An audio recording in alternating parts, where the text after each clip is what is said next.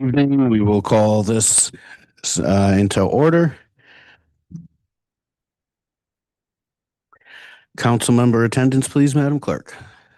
Councilmember Pasqua is absent this evening. Councilmember Capaldi. Here. Councilmember Hul. Here. Councilmember Mars is absent. Councilmember Ionati. Vice President Brown. Here. And President Verducci. Here, please join me for the Pledge of Allegiance. I pledge allegiance to the flag of the United States of America and to the republic for which it stands, one nation, under God, indivisible, with liberty and justice for all. For those of you in attendance, our evacuation plan is to head out those doors you came in. If not possible, then go out these side doors into the exits marked in back. First up tonight, we have executive session. We'll take a vote to go into executive session. I'll explain the reasonings. Make a motion, we go into executive session. I'll second. Motion and a second. We will be going into executive or closed session pursuant to our IGL 42465A2 for litigation matters, Social Holdings versus Town of Coventry versus Social Holdings, Terrence Gray in his capacity as Director, Rhode Island DEM versus Town of Coventry, and Social Holdings and others versus Town of Coventry. And that is that. That is the discussion. Madam Clerk, we need a roll call, please. Councilmember Capaldi. Here. Councilmember Hul. Here. Councilmember Ionati. Here. Vice President Brown. Here. President Verducci. Here. 5 in the Yes. affirmative, 0 in the negative. Motion passes. All right. Thank you very much. We'll be right back.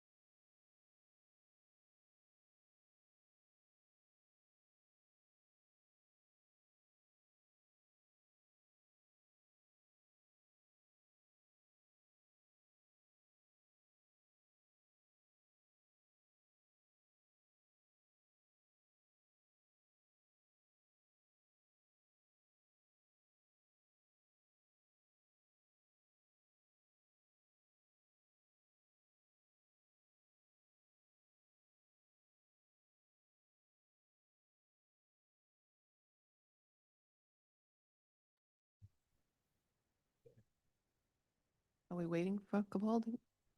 Do we have enough votes to come out? Okay.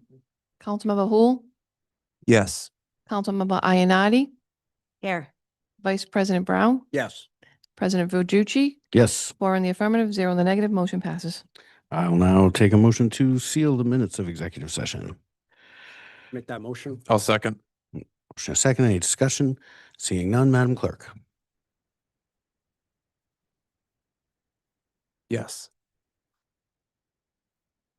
Yes. Vice President Brown, Yes. President Verducci, Yes. 4 in the affirmative, 0 in the negative, motion passes.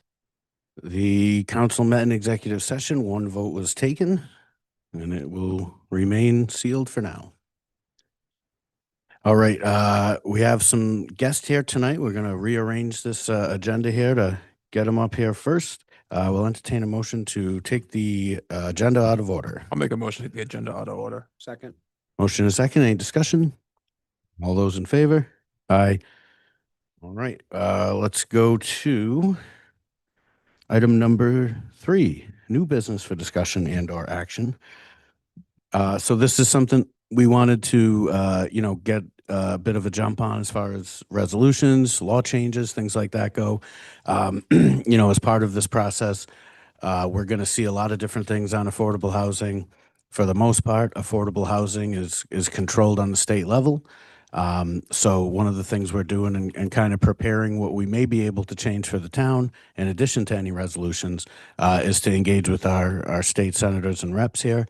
And tonight we have a couple who have come to join us.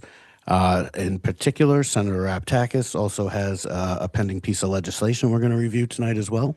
And I welcome you to come on up. And Senator Rogers is here as well. Appreciate it. Thank you both for coming. I know you only got one night away from the State House barely, so thanks for spending it here. All right, we'll only look at the top.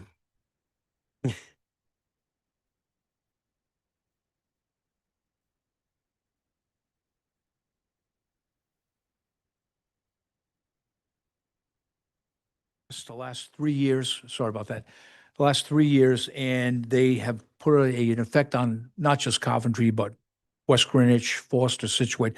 So Senator Rogers and I have 2 pieces of legislation that are already been submitted. And the other piece of legislation that I want to speak about, and I'm asking the council through their legal counsel to introduce a bill to give the town of Coventry. Right now, we've passed the deadline, but for town bills, if we get a resolution or a letter, we can, myself and Senator Rogers can submit a bill on behalf of the town. And that second bill, which you don't have in front of you, would allow the town of Coventry or the planning commission not to give the bond back at least 2 years. Now, the reason why I'm putting this forward is we've had a developer in Coventry on 2 developments, one on East Shore Drive and one on Minglewood. And both those developments have caused flooding. The Minglewood development on Old North Road, and I think the town had to spend X amount of dollars to repair that issue. And the second one was the East Shore Drive, where the flooding caused tremendous damage to the housing complex on Mulhern Drive. As you know, I believe it was Unit 1, 2, and 3 that got flooded. The seniors had to leave. I think there's sandbags up there right now. And I listened quite closely to the excuses of the attorney representing the developer at the planning commission hearing. So I thought, why not ask the town of Coventry and legal counsel? And I think I've handed out some, the statute, I believe it's 37-12-13. Yes, where- Madam Clerk, if you could, please. Oh. And we're going to get this in the record too. If we can Okay. take a vote to submit this into the record, Sure. I'll take a motion. I'll make a motion. Second. Motion and a second. Any discussion? All those in favor? Aye. Thank you very much. Please go ahead. So, Mr. President, the reason why, as you know now, is what happens, private developer comes in, he's building a private development, and once he's completed that development, the town has to give back, return the bond, the construction bond. So what's happening, you saw today, what do we have? An inch or 2 of rain. Unless any community can at least have Mother Nature test the drainage or maybe sidewalks or maybe the street, you're not going to know. So it gives the town up to 2 years. So we might have rainstorms the first 6 months and the drainage system worked. And then the town, they could say it works, the construction was properly constructed. So we feel that we're going to give the bond back. What happens now, as you know, the developer hands it off to the HOA, but here's the problem. This also protects the HOA. So this is very, very important that both bills are kind of tied together. But the second bill is, I'm asking the town council tonight to have their legal counsel draft legislation under that section up to 2 years before any community, well, Coventry in this case, has to return the bond back. And you can decide, again, the time parameters from seeing how the drainage, if the drainage works. So can you imagine now, Millwood, I think it was maybe 3 months into the project that the drainage failed and it flooded Old North Road, a couple houses that are on Old North Road. And then you saw the damage to a town property, the senior complex where seniors live, got flooded. So that's one instance right there, 2 instances. And then the other bill will revert back to 3030. 3030 protects the town and it protects also the homeowners association, because what happens is they're responsible. But by putting the language private, right now, currently the law is public.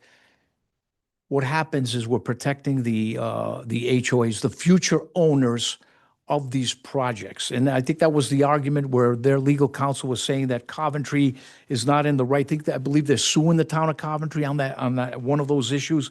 So basically, this bill 3030 would protect the town of Coventry. So any of these projects, whether they're deemed public or private, at least the town of Coventry is protected. So 2 bills, and I'm going to turn it over to Senator Rogers. He's got his bill, which I'm a co-sponsor. Senator? Thank you very much, Senator. Appreciate it. I can attest to the fact that we were swimming at my house over off Old North Road, and we do not have a pool. So please go ahead, Senator Rogers. Good thing the developer didn't send you a bill for having a free pool.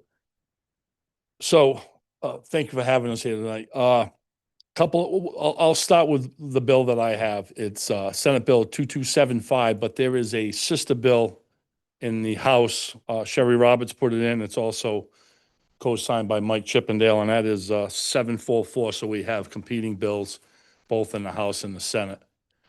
This started, low moderate income housing bills started funneling in 3 years prior. This is our 4th year. I haven't got into too much what the speaker is bringing over. They're already starting to put them in. We haven't really got them on our side yet. So we haven't been able to look at them, and I'll probably be no on most of them, as I usually am. But the last 3 years prior to that has been horrible for the rural communities with the low and moderate income housing, where the 10% mandate has been in effect for 30 years. Most people don't realize that. That's been there for 30 years, but it really didn't have any weight. What happened lately is, as we get into a housing crisis, they say, we've got to put it into overdrive, and they've started circumventing local zoning regulations and comprehensive plans, tying the hands of municipalities, because what their thought was, it's getting dragged out, and many times it was dragged out in the court system, and then the market turned, and then the housing and the contractors backed out. So my opinion is they've shoveled enough coal into the train that, it's my volunteer fire department, I can't mute that, it's undoable. They've shoveled enough coal into the train. I think we're going to pass the station. We've got ADUs that have passed. We've got multiple housing bills that have passed. But last year, there was a bill that pretty much gutted the comprehensive denial processes for the town, stopping the ability for them to say, listen, we've met our 10% through our town. We're going to deny on that ground. That happened in West Greenwich. A little story to tell you where this bill came from. I did put 3 amendments on the floor last year. They came very close to passing. That's all you're going to get on that. They came very close to pass. I think we got 15 votes. 20 to 15. Yeah. So they almost passed as the amendments, but they didn't. So this year, I'm putting in an amendment to that bill, the bad one that passed last year, and that was 1088. In West Greenwich, you had I won't say his name, he had a familiar contractor that Coventry is very familiar with, and went and bought a parcel of land. and they're gonna come in with a comprehensive plan for quite a few low moderate income. Well, what West Greenwich said was, we're at 11.5%. West Greenwich took the bull by the horns. They picked an area that was conducive to trying to meet the 10% goal, and it was down towards the center of New England on a piece of land and one other parcel. So what West Greenwich did is they have approved 11.5% to meet the mandate. It's done through planning, it's done through zoning. The permits are available when the contractor can pull them and can stop building. The town is done with their part. This contractor comes in and it could add another 5%, which would put them up to 16, 17, 18%. And the town said, no, we're going to deny it. Well, this was right after session last year, so the new rules hadn't been updated, and he's looking at the existing rules, and town manager says, we're gonna go to court, and we're gonna deny it because we've met our quota. We're at 11.5%. That's gonna be our reason for denial, to allowing your comprehensive plan to come in. We've already done everything we could. Well, yeah, you gotta look at the new rules. The new rules does not allow you to do that. So you have the governor out there preaching how he's doing great on housing, but he's counting the building permits that are available. The state law says we don't count the building permits, we count when the certificate of conformance comes in. It could take 2 years for that builder to get these contractors in, get it done. And in the meantime, the garage door is still open and they're still coming in with comprehensive plans. You can't stop them. So your 10% in reality could be 15, 20, 25% through the door before you actually meet your 10%, because they count it at the certificate of conformance. So what this bill does, this bill says, listen, it's going to be counted when the town is done and it's available to apply for the building permit, like West Greenwich at that point. So we got the League of Cities and Towns involved, and right now there's a discussion going on. The league is behind it. We've got multiple towns. Westerly is adopting the resolution tonight. Hopkins already done it. Richmond's already done it. Foster's on the next meeting. So multiple resolutions through towns have been adopted on this. The league is working on a compromise. I don't know where that's going to be, but it looks like there's enough room to at least get something passed where it puts a little bit back into the law, where, like I told them, the community should not be punished for doing the right thing. What West Greenwich did, they said, listen, it's either it's going to control laws or we need to control it. So they took a proactive stance to it. They had the opportunity, the way their town was set up. And I even spoke to Shikachi and a couple others. Why are we punishing them for doing what you wanted them to do? So we've got a little bit of leeway to possibly get that. And it doesn't roll it back, but it fixes a problem that was created last year. So 2275, and I already gave you the House bill. Sorry I talked so much. And one more thing, there's also another issue that years ago, and Senator Rogers was in the General Assembly, but in 2004, the General Assembly did pass a one-year moratorium for 1 year. This was for affordable housing plans for for-profit builders. And I'm not sure if you would like a bill just for the town of Coventry for 1 year moratorium, because what this would do is it would allow time for consideration of changes to the present legislation that is imposing mandates on cities and towns. So that would probably be 1 year. It would give you some breathing room. I think that might be important. Again, town of Coventry bill only. This way we can get it through. And when we get a resolution, once your legal counsel can look at that statute from 2004, duplicate it. Instead of statewide, you make it just for the town of Coventry. And if we have a resolution, you draft the bill, we can draft it in the Senate, or get somebody, either Representative Nardone or Representative Roberts, to put the bill in. And a town bill has a lot of leeway to pass because the resolution is coming just from this community. It's not a statewide bill. And we're working also with West Greenwich. I think it's very important. And we're also watching this year's calendar. There's a bunch of bills, a group of bills, which we're not happy with. And one of them is pretty not so well written. It says that if there's a homeless person anywhere in the town, whether it's a public building or a private building, you have to give them a 15-day notice. Can you imagine somebody camping all of a sudden on private property, somebody's home or a vacant house or whatever? If that bill passes, you have to give them the police cannot go there and remove that person. You have to give that homeless person a 15-day notice to remove themselves, that then the police department can remove themselves. Some of the silliness that happens up at the General Assembly is above, beyond rationale. Any questions? I forgot to mention, if there's any questions. I'm that sure somebody- there are. We don't want to step down and leave if. No, oh, sorry. Through the chair, if I may, I just want to, before we begin, just caution everyone that the only advertised Senate bill, I know a lot have been spoken of, is 3030. You really need to confine any comments, discussion, and questions just to 3030, or we're going to run into a serious OMA issue. No, appreciate that.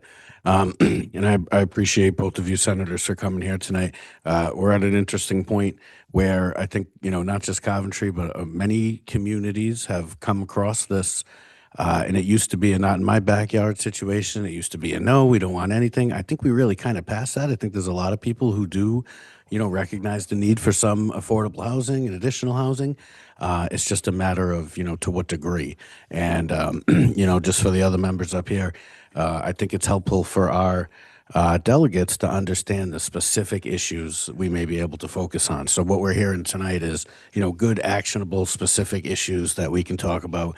Everything Senator Roger has proposed, as well as the upcoming possible resolution we will discuss, all have these elements in them. So that's something we'll review. And then, as our solicitor reminded us all, not to get into the weeds on those tonight, but this is good research. Be clear, under the new business, it does say changes to affordable housing applications and approval. Item 3. Item 3 does talk, which my bill 2275 is, low moderate income housing, LMI bill. Mr. President, because number 4 specifically is on 3030, but I think item number 3, again, your legal counsel would determine that whether it was okay that we discussed the other We can bills. discuss it, they just can't vote. Okay. Sure. Can't vote. I don't have any problem with the senators obviously explaining and stating those intentions on the record. What I'm cautioning against, though, is prolonged discussion Yeah. and back and forth and possible expressions of positions, Yeah. things of that nature. Gotcha. It does, in general terms, talk about affordable housing, but I think under these circumstances, if we're going to start discussing specific pieces Right. of legislation, they need to be Yeah. clearly delineated. Yeah, and I'm sure they'll be upcoming on future agendas just based on the interest I know we have up here. Given that and those parameters, anybody have anything for our senators? Councilman Hool? Good evening, gentlemen. Thank you both for coming. I also did reach out to Speaker Sarkachi in regards to something else. And one of the things that he told me was that we could hold a bond for 3 years. And I was unaware of that. I don't know if that's exactly accurate because your bill is saying that you're postponing it for 2-year time frame. When I was pushing back on him in regards to some of the density issues that we're facing and just kind of, I use his law firm on a personal basis. So his sister, just for full record, not him.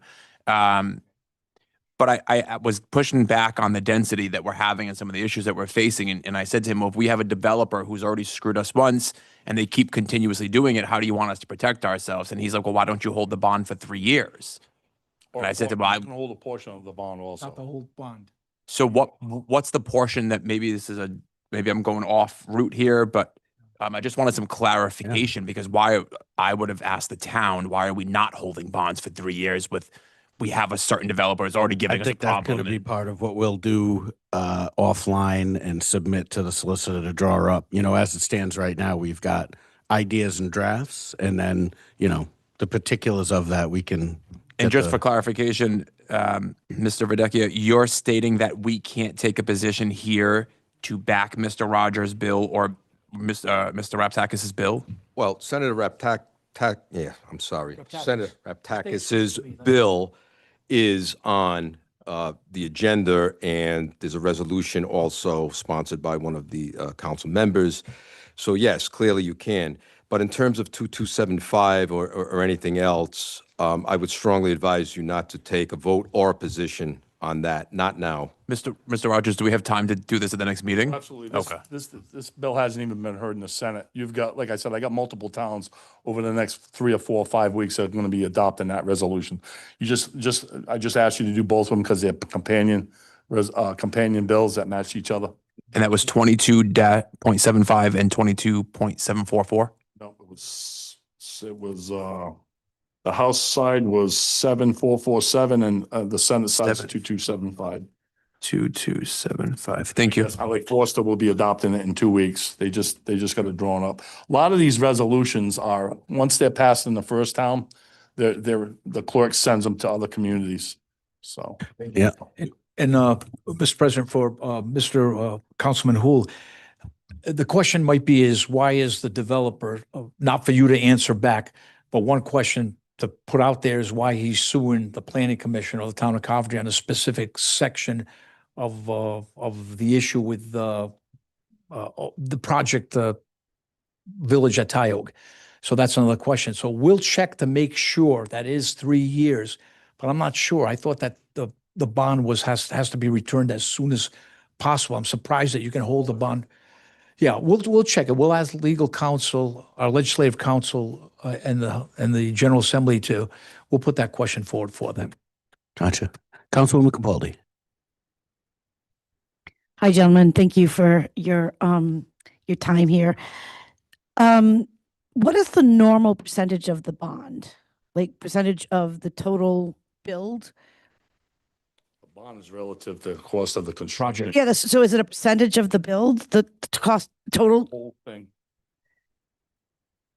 It's relative to the cost of the construction. Is there a percentage of the cost of construction? This is it- sounds like something we should hold off on It's a based on general the, question. well, I don't think there's general answers for it because I think Okay, it then depends we on should the, figure that out. Like, No, yeah, is it that's- like 30% of that's gonna be total part of- construction costs? 50%? Mr. President, if I could, maybe this might save some time and clarify some things. I am currently handling, at last count, 3, possibly 4 lawsuits representing the town, all involve the issues that are coming up. I am more than happy to sit down in executive session and go over all of these questions, the specifics as well as the generalities.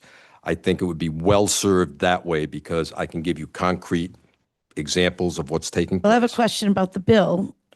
Okay, as long as it's about the I thought bill. that was kind of to the bill. Senator Reptakis, for the 2 years holding whatever this bond is that we don't know, how much is kept for 2 years? Because I think Senator Rogers just said it's a portion of the bond that could be kept that long. Right. So what we're saying is if currently, again, I'm not sure if it's up to 3 years. Currently, in my estimation, that's why I introduced the bill to say that we're going to introduce a bill up to 2 years. We don't know that once the project is completed, that any community in the state has to return that bond to the developer. The reason why we're saying up to 2 years is because of the reasons of the And that's behavior. Right. Again, I'm not sure. I'm not an attorney. I don't know much about the construction bond that a developer has to put forth. I'm not sure if it's a percentage of the project. Again, I can't answer that question, but We'll get it later. say if it's let's take a number. Say if it's $3 million. Village at Tioga, it's a $3 million bond.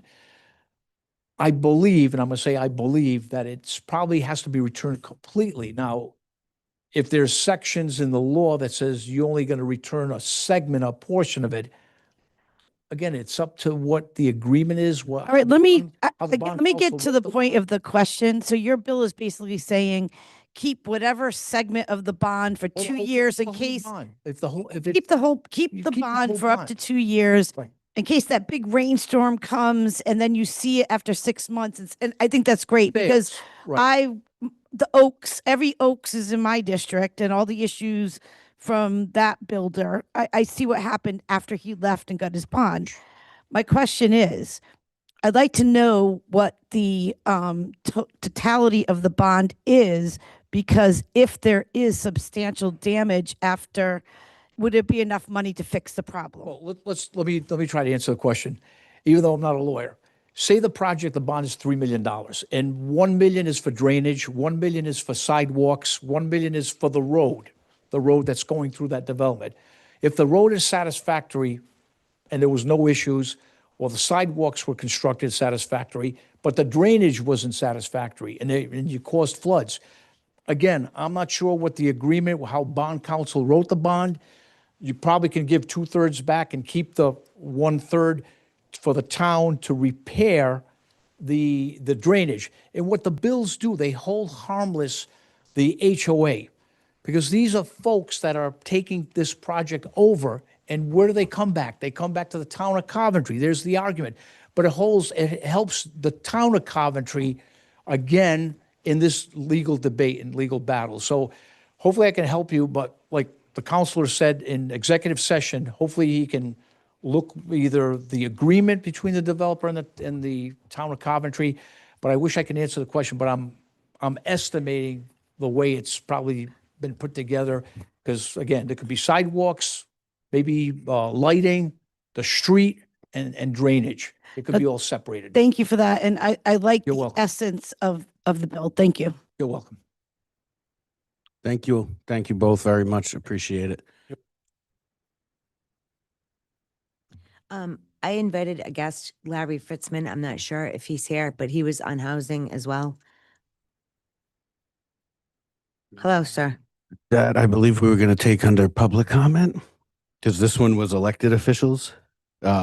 But I was just going to say, do we want to take up the resolution in support of the senator's bill since we just did that, or what's the pleasure of the council there? Right.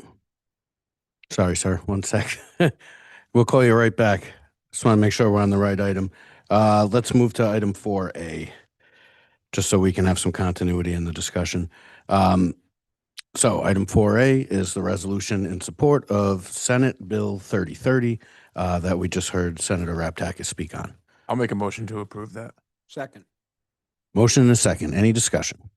Just thank you for your time, Senator. Thank you both. All right. All those in favor? Aye. Opposed?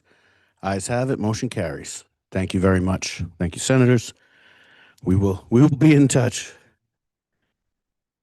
Yeah, with our friendly reps here and senators, they've got Tuesday, Wednesday, Thursday blackout period. So we were lucky enough to catch them on a Monday night, and unless we all want to hang on a Friday night, we're open to that too. But I'm sure you guys will have a life, maybe more than we do. But we'll get it. Yeah, we'll get it. All right, thank you very much. Let's pop back up and get back on the agenda. Item 2, public comment on docketed items. Anybody in the room would like to come up? I see one interested gentleman here. Thank you very much for your patience. Sorry about that. Please state your name and address for the record.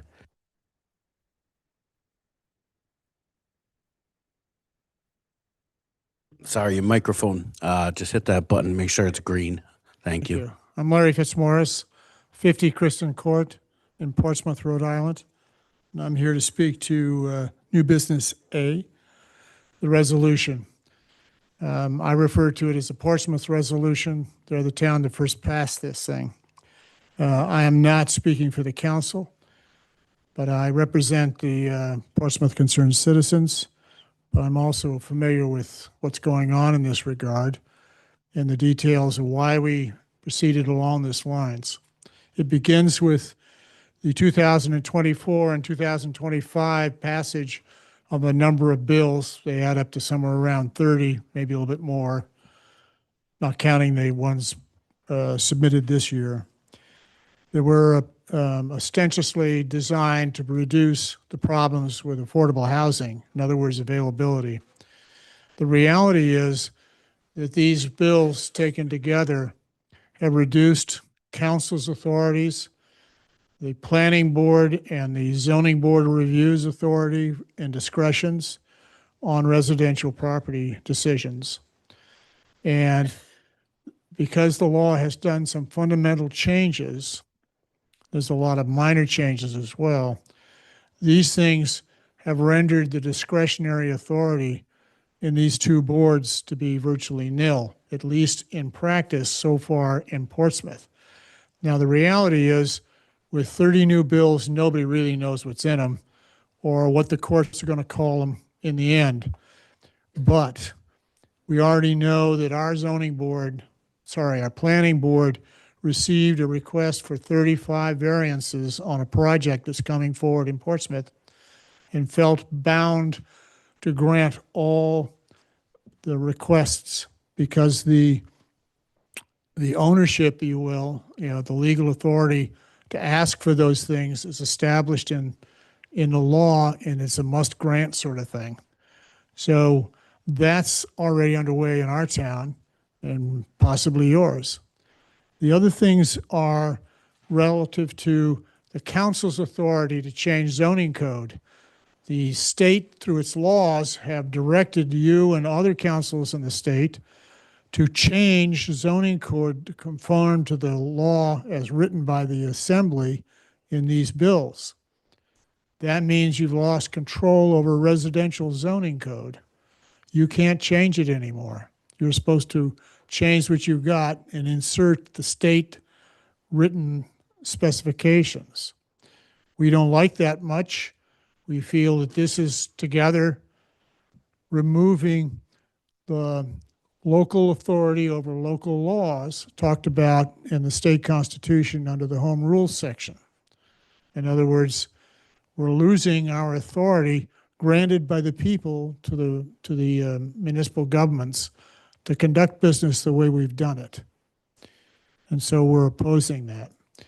The other aspect is related and probably not intended, and that is the loss of the ability of our citizens to easy access to making changes to proposed projects that they object to.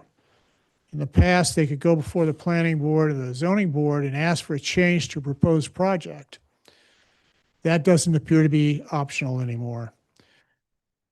The ability to go into Superior Court, however, remains. I don't know how many of you have tried that, but it's a long, hard process, and it's taking years for one project in Portsmouth to get through the courts. And it just takes forever, and it obviously is very expensive. The longer you are there, the more you pay the lawyers. So those two issues are the primary things that we see that are wrong in this thing. But let me speak to a little bit more detail. One of the things that's missing out of this is that the state never conducted any consultation with any municipal government that we can identify on what its impact was or whether or not this was a good idea for their town. Now, the stated purpose of this legislation is to increase density essentially in rural towns. I don't think the cities have too much to worry about with these laws, but the rural communities like yours and mine do. And without checking with us, they put this in. There was also no public discussion among the citizenry on whether or not this was a good idea. This all came to us in Portsmouth as pretty much of a surprise. By the time we find out about it, it had already been written into law. So there's that. It's a dangerous precedent in our view, because if you can change the stated provisions in Article 13 in the state constitution, if you're the state assembly, if you can change that, you can change the rest of it and remove all the rest of the local authority as well. So that's a problem. The signatories to this proposed resolution, or the resolution, are going to go into Superior Court and seek an injunction on the existing bills until we can find out what's in them and how the state wants them implemented, because so far there's very little guidance. And we will ask the court to rule on the constitutionality of the existing laws that we object to. So that was the intent. That is the intent. And the councils, the several councils that have signed on already, together are going to make this decision. And so I won't get into that business because that's going to be your participation if you choose to join this resolution. So that's the idea. Right now, there are 5 communities that have signed the resolution. There are Portsmouth, Tiverton, Hopkinton, Burrowville, and Bristol. There are others. There are 2 communities hearing this tonight, yourselves and Westerly. And tomorrow night, I will be in Smithfield where they'll hear it as well.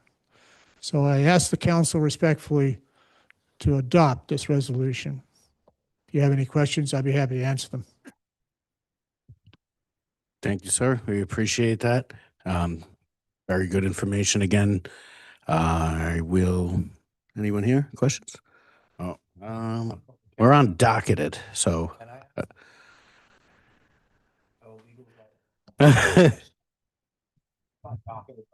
Yeah, why don't we let the next speaker come up and then we'll grab you back if we can. Thank you, sir. Thank you. Come on up, state your name and address for the record, please. Good evening, Scott Guthrie, 31 Maplewood Drive. Just a correction, I wish we go, oh, he is back. When you took everything out of order, what you did is you put sections 2 and 3 and 4, but not 4A. There was no public discussion on the resolution that you passed. I don't have a problem with it. I support it. But I was a little taken back when you said you were going to change it, because I had a couple of things I wanted to say as it was in order. There was some social media posts saying that there were people locally on the council that were opposed to, I believe, is the resolution that this gentleman is talking about right now. It's not on the docket, so it's not here for discussion. However, when our 2 great senators got up and spoke, they were talking about how things work in the General Assembly, and I served there.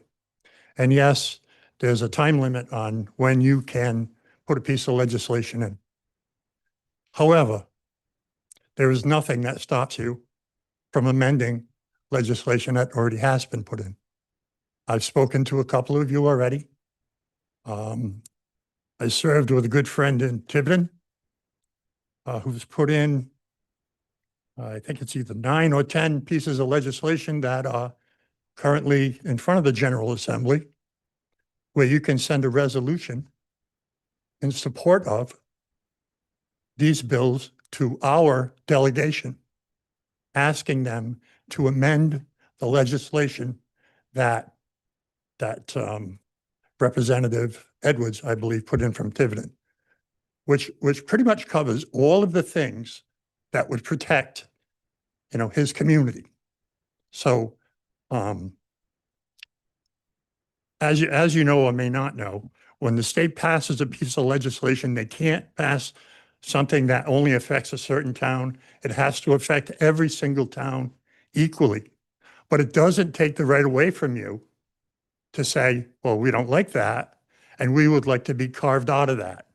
And this is exactly what Representative Edwards did. So he's carving his community away from the things that are going to hurt his community. So I will give you a copy of every piece of legislation that he has. I have the numbers. I didn't write. I shared it with some of you guys. What you might want to do is take a look at all the different pieces of legislation, what it carves out, how it protects your zoning laws and your planning laws and all of this. Granted, do we have a housing problem in Rhode Island? For 3 years, we've been told so by the speaker. And as the gentleman that before me spoke said, nobody else has said that. Not that I disagree with the speaker, but there should have been a little bit more, input, and not just someone telling everybody in the General Assembly, I'm going to put these bills in and you're going to pass them. Because it's certainly going to hurt communities, and it's certainly going to hurt ours, considering that we have only 1/3 of the community that is sewered. Okay. And we have more than half of the community that's not served by municipal water. So I would suggest, you know, that you take a look at these, follow the advice of the gentleman before me, reach out to the League of Cities and Towns, and you could easily, I could say it the old fashioned way, put a mob together and go in there. And when stuff starts to hit the fan and these communities start saying, listen, you know, this is not helping us. It's hurting us. That's how you have the best impact. So, the senators can put new bills in. They may or may not go anywhere. To put a bill in specific to Coventry right now has zero chance of going anywhere. Zero. So when you take what's already been put in and put in for the specific reason of affordable housing, and you attach your community to that community, along with the several communities that have already signed on to this gentleman's resolution that he's putting forward. I think that you probably have better luck and maybe a little less pushback, and maybe they'll start to rethink. Mr. Hool, you're disagreeing with me. That's fine with me. I see you shaking your head. Then I'll have something that I'll speak under non-docketed items afterwards, but I will give this to the clerk. Please take a look at it, and it's your best chance of at least having some impact during this legislative session. Otherwise, nothing's going to happen. Thank you. Thanks. Thank you, sir. When we last checked in, we were wondering if we could question on docketed item public testimony. Yes, just, I realize that this is sort of a gray area, and it can be. It's not easy to draw a bright line between what constitutes a discussion, what constitutes a legitimate question. So I'll try again to just set some standards for the council to follow. And remember, the public comment is, at this point, it's informational, okay? It's not deliberative. It's not meant for that. So it doesn't mean you have to sit there like statues either. I'm not saying that. You are allowed to ask some questions for purposes of clarification. You can briefly respond. However, you've got to be really careful that you're not then turning it into a back and forth discussion. And I realize that might not always be easy to do, but the OMA is pretty clear about that. So we don't want to have a problem with that. So yes, the short answer is yes, you can ask questions, but you really should keep them limited. And I just want to read just this one sentence from our own rules. Our own council rules say, while it is appropriate to offer brief responses or to ask for clarification, a back and forth conversation should be avoided. This type of exchange isn't appropriate unless it's on the agenda. Allowing it can create compliance concerns under the OMA. But that's our own rule. That's the language from our rules. So the answer is a qualified yes, if that helps. No, it does. It does, and we appreciate that. With that in mind, is there anyone else public comment? Right now, we're on docket. Please come on up, state your name and address for the record. Jason Nunes, Fourview Road. On the docketed item with the bill S3030, I'm just looking for clarification on this. Is this going to also include taking not only the planning commission, but is also going to include the zoning, conservation, historic district, Coventry Land Trust, and the town council for a final approval? No. It's not really, it doesn't really state that. What do you think, solicitor? Kind of a gray area. First of all, it's a legal question that really isn't appropriate to be asking the council. This is public comment. This isn't, unfortunately, question and answering. And But it is a even if docketed it- item. Even, I understand it's a docketed item, sir, but just because it's a docketed item does not mean we can engage in a back and forth discussion, especially when the question itself poses a legal determination. So I would recommend that the gentleman be allowed to speak and comment, but questions and answers at this stage are not appropriate. Okay, so Put it this way, I'm writing down your questions and we will get them answered. I can also speak on behalf of the comprehensive plan. It's not really docketed. I mean, item 3 is like an open discussion, but in technicalities, it doesn't specifically say the comprehensive plan. I think, if I may, Mr. President, Please, yeah. if the comments are directed toward, for instance, concerns of overdevelopment, that's a pretty general category, density, things like that. So I think it would be appropriate to comment on that. That's fairly wide open. Okay, I think in the public's best interest, if you go to the PDF form on the comprehensive plan for Coventry, it's 423 pages. If you go on the town's website, it shows an introduction, volume 1, a volume 2, part 1, and a volume 2, part 2. And that adds up to 346 pages. So there's a differential of all these pages, and it seemed like there's a lot of conflicting sentences, should I say. And then the most one conflicting sentence that I want to point out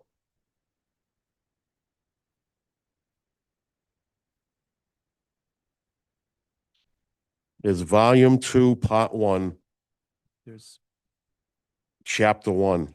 there's 3 attachments there. Just want to correct the record.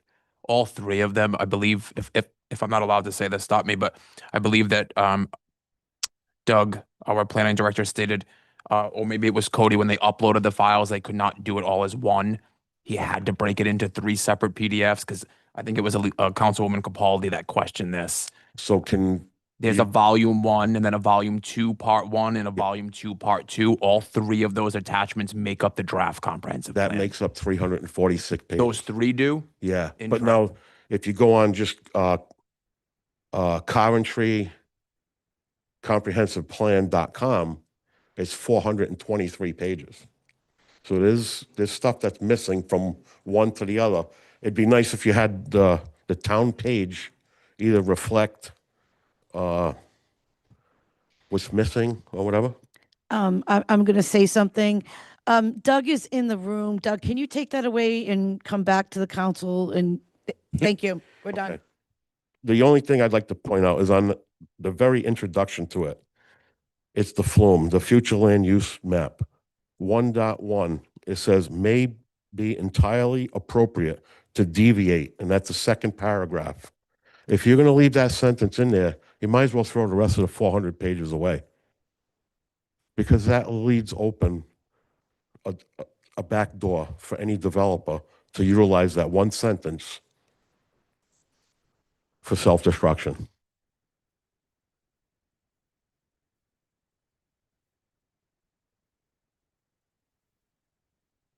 Doug is taking notes. Okay. This is draft form. I got It's draft pages, form. but I'll let him address it, and hopefully I can clarify.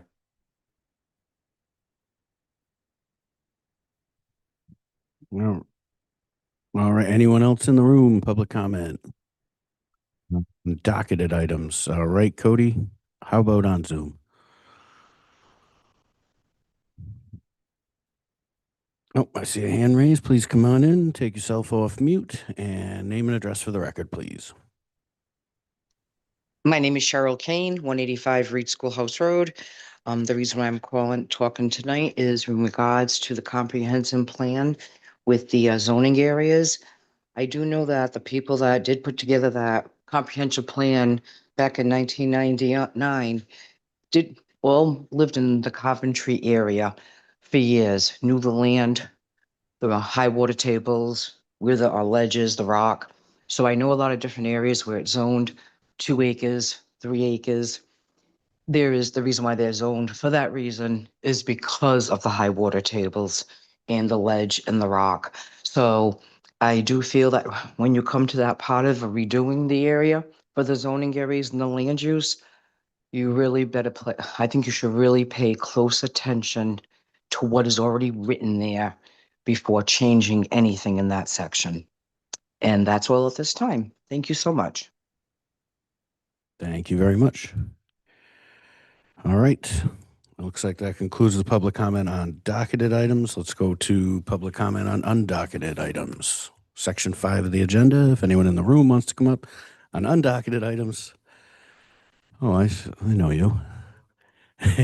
Only one page. What was it, single-sided? All right. Name and address for the record, please. Jason Nunes, Fourview Road. Thank you. When it comes down to the comprehensive plan and impact and all that, I read through and there's some charts. The charts are dated 1990, so it's not even close. But can the school department come up with an enrollment number and a school capacity of like them districts? This way you could get a good idea on, does the infrastructure handle this new development? And then I think this is all geared towards low, moderate income housing. All right. To me, that's not the approach. Yeah, we do need some more housing. But if you could promote commercial growth and take the burden off the resident taxpayers, the 2021 rate for residential was $19.40 per thousand. On the commercial side was $23.39 per thousand. On the commercial side, it's not as much of an impact with your school department, your fire, your police. That's the take-home message right there. Where you want a deficit reduction, that's where you should be focusing. There's a lot of open commercial business places in Coventry right now that could be well utilized. Now, this is still undocketed. So Resolution 2026-15, Tioga Lake Gatehouse House. At the town council meeting on March 3rd, it was pushed 1 week for confirmation of the bond and the completion so that you didn't lose the bond by 12/31/26. All right, it didn't happen to hit the docket on 3/10. Didn't happen to hit the docket on 3/16. Didn't happen to hit the docket on 3/17. Will it be on the docket for 3/24/26? I know this is public comment. There's not going to be any answer to that. I'd just like it to be known. This project was supposed to start last December in accordance to the scuttlebutt from the Lake Association. And it should have been done before April, and April is trout season, and that pond does get stocked with trout. That pond also is the only town pond that has a public beach access that collects fees for the town of Coventry. And I guess that's all I got. Thank you very much.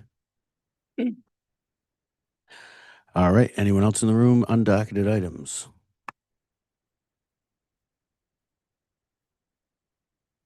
Hello. You look familiar. Back again. Scott Guthrie, 31 Maplewood Drive. Probably all familiar with this thing that we got on March 12th from United States District Court. Has to do with social holdings versus the town of Coventry. And reading through it, basically what it's saying is it's saying that the state needs to make the decision on this. And let me see if I can go to which page it was. So I believe that what they're trying to do is say that. So on page 3, they're talking about the state court and the argument that the state says, well, this belongs under our jurisdiction. And then you go to page 4, and it goes to federal court, and the federal courts argument that it should be under their jurisdiction. So under the federal court, it's being argued under the 5th and the 14th Amendments of the United States Constitution. What happened to the 10th Amendment? 10th Amendment says that the states are separate from the federal government. In our town charter, under section 0.1.03 of the powers of the town and 1.04 acquisition, management, and disposition of property, in here, it mentions nothing about the United States Constitution. And in this suit, it mentions nothing about the Coventry Town Charter. Our charter explicitly says what powers we have, and our powers are granted to us under the Rhode Island Constitution and the voters of the people. So the powers not delegated to the United States by the Constitution, nor prohibited by it to the states, are reserved to the states respectively or to the people. So in my opinion, I'm not a judge, I'm not a lawyer, but what seems to me is that I got up here, spoke many times and said that the charter of this town is our constitution. We need to live by it. And somebody wanted to go to federal court to try to get maybe a little bit more money than what, he was offered by the town. Fine.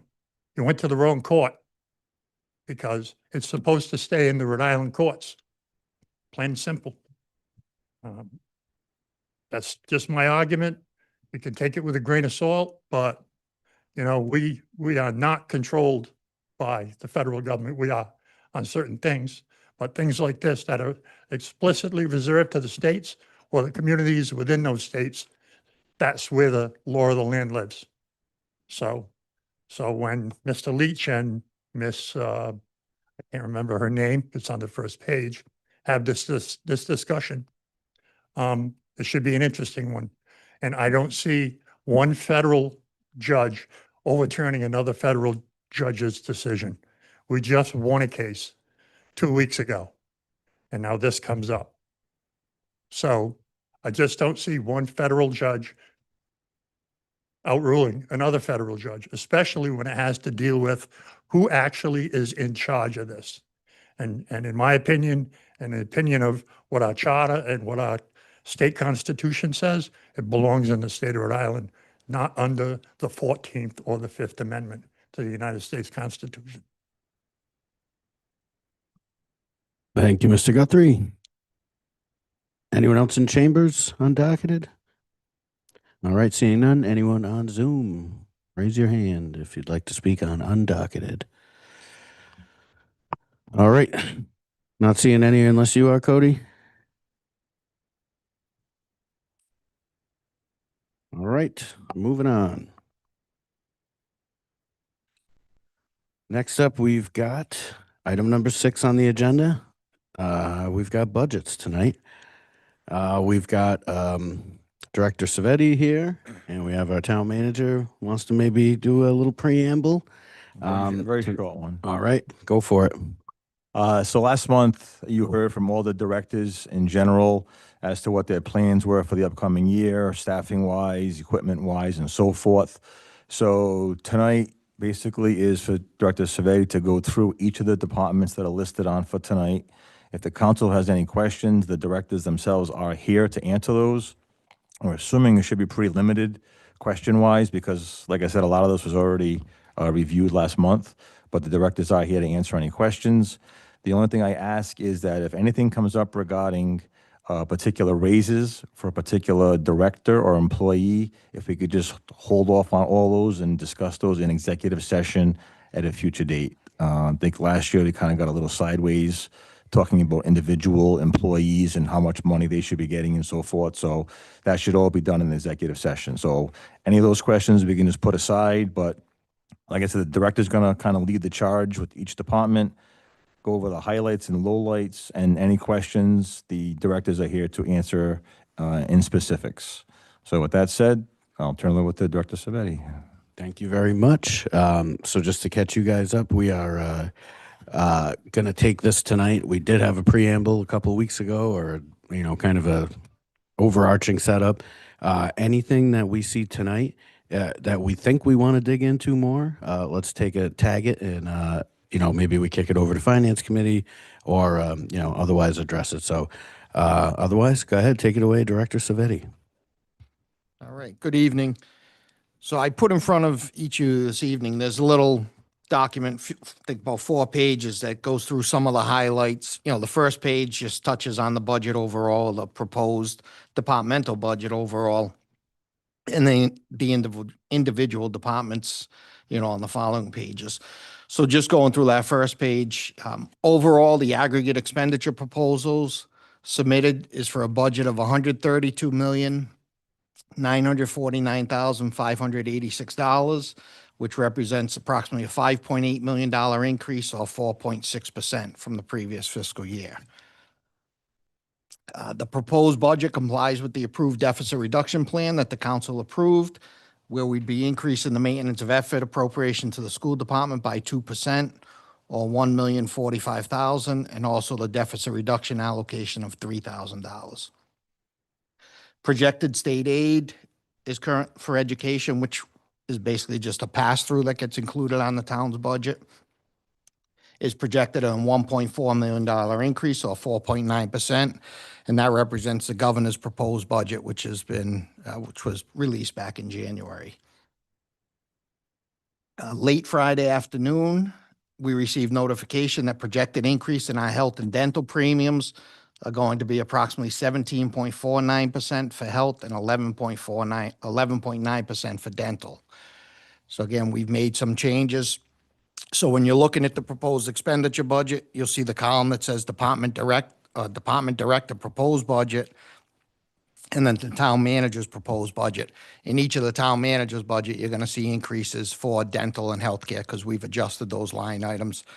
But over the past week, we also met with each director to come up with the town manager proposed at this point.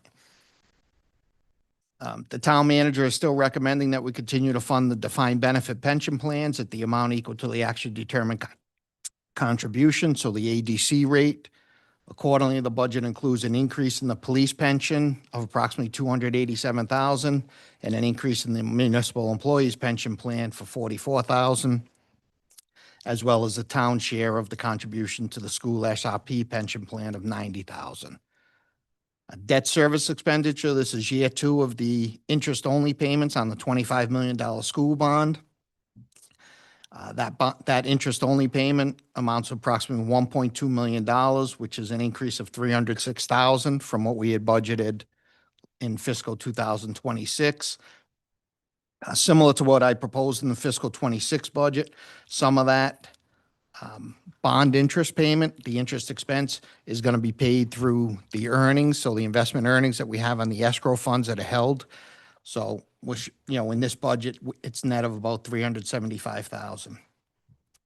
And then the last bullet point, just overall, we're trying to continue to maintain the commitment to investment in infrastructure and capital. Accordingly, the CIP budget's proposed at $550,000, while the road paving's proposed at $800,000. Our 5-year projection that we presented back in December, our road paving was proposed at $750,000. The increase to $800,000 is based on at the state level, the proposed Rhode Island Road Restore Program, where it's my understanding that, if we spend $1.2 million, we can get reimbursed up to $400,000. So realistically, the $800,000 number that's in this budget is basically a net. So we would spend the 1.2, recover the $400,000 for our net cost of $800,000. So when you look overall, when I started off saying the budget represents an increase of 4.57%, just remember that doesn't indicate an increase in the taxes. That's not an overall tax levy increase. That's just a budget increase. So similar to last year, so fiscal 26, the council approved a budget that had an increase of 4.89% in the overall budget. The actual levy increased by 2.7%. So there is a difference. We don't know what that levy increase is going to be at this time. We probably won't have that final number until, or I should say what the tax rate's going to be. We won't know that until hopefully mid-June. As you know, we're currently in a full reval process. We're still getting numbers from the revaluation company, And then we have to go through those, and, the tax assessor's office does quite a bit of work still ahead of them, so. So on that point, I was wondering, is it even possible to do even a range, just to give some sense as we go We could through do this? a range in the levy, but no indication of tax rate. Until we have the full values of the property, we really can't tell Yeah, you that. I can okay. tell based on, we're still working on the revenue components right now, but prelim, we're looking at the tax levy an increase of 3%. But again, that could amount to a tax rate increase of 1.5%. Right. We Gotcha. really don't know that until we get the final valuations in. As you know, the total values are going to go up, and with every reval, you also have the process where usually you see a third of the taxpayers pay more, a third stay even, a third pay less. Gotcha. Thank you for that. so- Questions? More of just a clarification, just so everyone understands, can you explain briefly the difference between, you're saying that tax levy not necessarily going to, Right. match a tax increase. Can you just explain that briefly? Yeah, so with the tax levy is the total amount we bill during the year. So I don't have the exact levy from last year, but let's say it was 82 million. Under state law, we can go up 4% as the cap. So although our budget may be increasing, the tax levy may not be going up to 4%, and the tax rate wouldn't necessarily match that because you would have new developments coming into town, improvements to current structures, improvements to houses, business.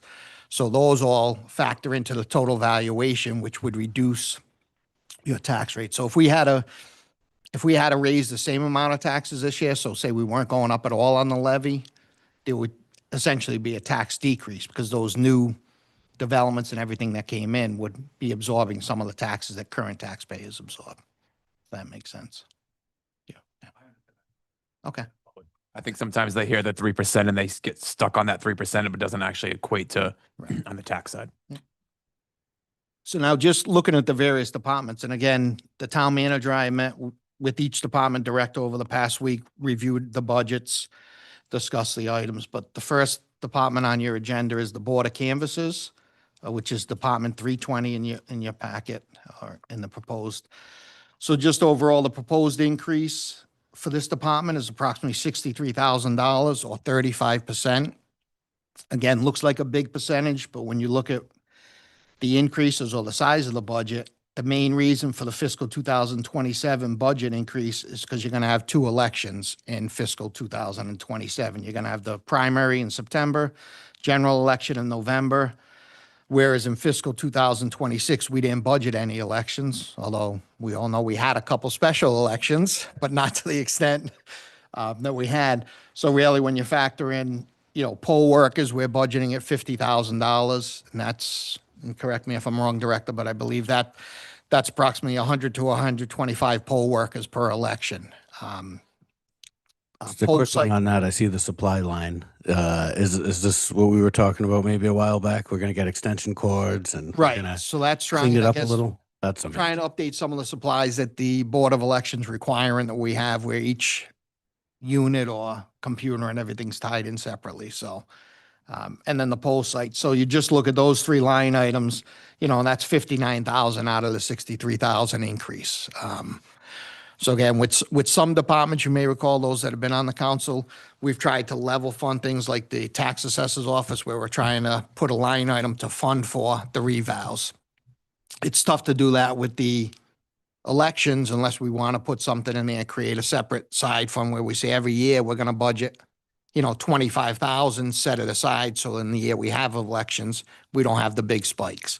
Definitely something we could talk about, but, that's the reason for the spikes here. So again, Marcy Alves, the director, is here if anybody has any questions, specific to that department. If not, I'll jump forward. If I can, I think the separate funds is brilliant only because it's hard to predict what's going to happen in the future. We could get hit with something else really big, just to have that like little reserve, almost like Reserve. an election rainy day fund. Yeah, we could certainly look to town manager, and I can discuss and try to get a resolution together to propose to the council to set that up going forward. Finance department, so Department 610. Overall projected increase approximately 219,000 or 13%. And the largest drivers to that are electricity service, And we're currently analyzing this to see why our bills are up so much, other than I think everybody, even their home bills are experiencing significant electricity increases. But as I presented in the monthly meetings, we are projected to go over budget on electricity. So this is to try to get us up to where we're going to project the electricity bills to be. Just to clarify, do you budget all that centrally in finance? Is that why? Correct. that's I the believe spot there's it's only on? one other department that has an electricity, and it's a separate, Gotcha. separate line over at the DPW. So that's all within the town. At some point, we should try to break it out into the various departments, but right now it's been in the finance department. Thank you. Councilwoman Ionati. I just have one question. Do we have a projected year end for 2026? And an estimate, because I didn't see it on all the budget.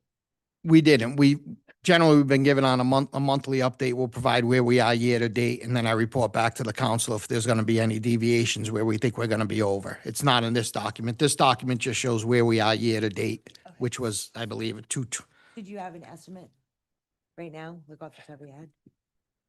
I'm hoping we're going to be break even, because we do have a number of departments such as snow removal, electricity. There's various departments that I think we're going to be over budget. So I'm hoping we'll recover that with some savings in other departments, plus some positive investment returns. Okay, thank you. And then the other two within the finance department is telephone and general liability insurance. Again, those prices are just, as we all know, insurance prices continue to climb. So again, if you have any other questions relative to finance, I can try and answer those at this point. But if not, we'll take a look at human resources. So human resources, Department 250, overall budget being proposed is 1,854,000, which is an increase of approximately $66,000 or 4%. And the two largest drivers in the budget increase here is the actually determined contribution for the municipal employees pension plan. As I mentioned, the $44,000 increase, and workers' comp, we're estimating an increase of approximately $30,000. So we know the increase there is not in personnel. Correct.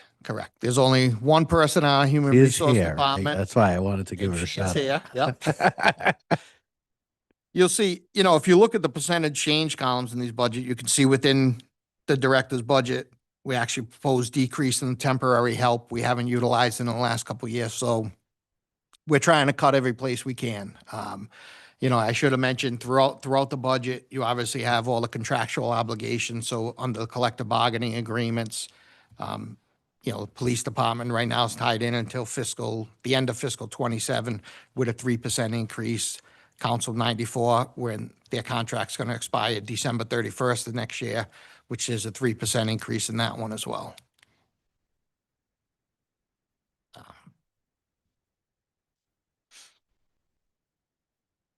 So the next department, Department 620, the Tax Assessors Department, as well as the Tax Assessment Board of Review.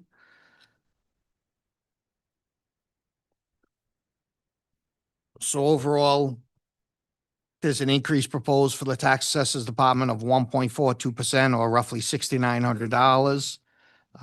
The second item I showed you there is the tax valuation services. So as I mentioned moments ago, the town council did approve resolution 2024-09 a couple of years ago, where we set up this escrow fund so that we were putting money aside. So I put the table in there that I'm utilizing to basically, go forward and budget. So you could see how fiscal 26, we had budgeted 115,000, and in fiscal 27, we're proposing 125,000.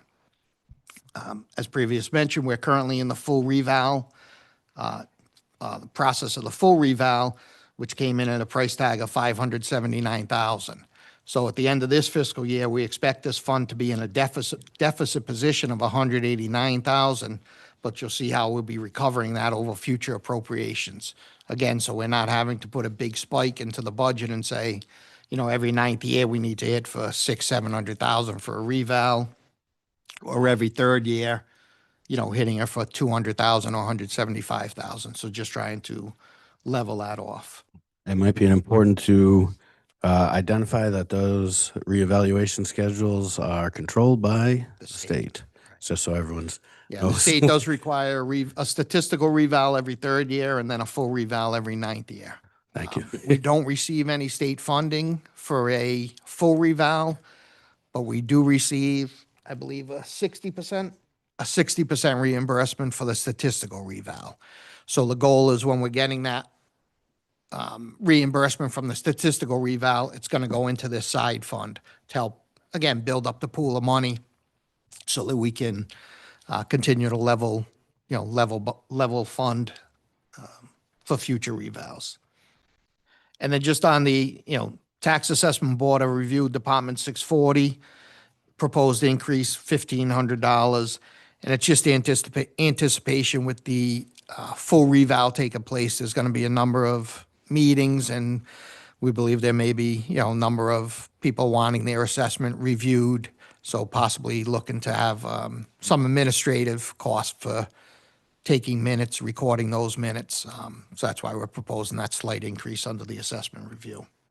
So again, Ms. Martini, the director's here, if you have any question on the budget or even, the process. But again, I think I touched on the timeline of why we don't have the rate information. It's just with the full reval year especially, it's going to take some time before we know what the tax rate will be. So really, I think when you're looking at this, you really need to look at we're proposing a budget. If you agree with the budget, the rate's really secondary. Right. No, understood. Thank you. Councilwoman Ionati. I'm sorry, I don't have my, I just was curious when I was looking at it. Could you explain to me what capital improvement program is, what's included in that? The capital improvement program? The 550,000? Yes. So it's currently budgeted? Yeah, at this point, we're looking, so each department submitted, so we have various programs at DPW, Recreation Department that will include that. If I exclude it today, I didn't think it was on tonight's agenda, so I didn't give you the detail. Yeah, That will be so on the tomorrow night's planning agenda. commission, we submit, all departments that use capital funds submit proposals to the planning commission approves them. So we have the school, DPW, Parks and Rec, and engineering. Okay. So they come up with a list of projects that they want to see funded this year. We come up with a number, and then I kind of pick and choose which projects I think we can fit into that number. Okay. So it's usually trucks. I know Parks and Rec has new lights at Payne Field. Engineering has a project to do. So we pick and choose to fit within that budget. So that budget this year is 550. So we'll stick within that budget to make sure there's capital projects to continue improving the infrastructure and the department's needs going forward. So do we line item them so we know which projects fall? Yes, there's towards the end of the budget, there's one section just for capital projects. Okay, thank you. Yeah, so we'll have that detail when the town manager presents his proposed budget on the 24th. We'll have the detail of what those individual projects are.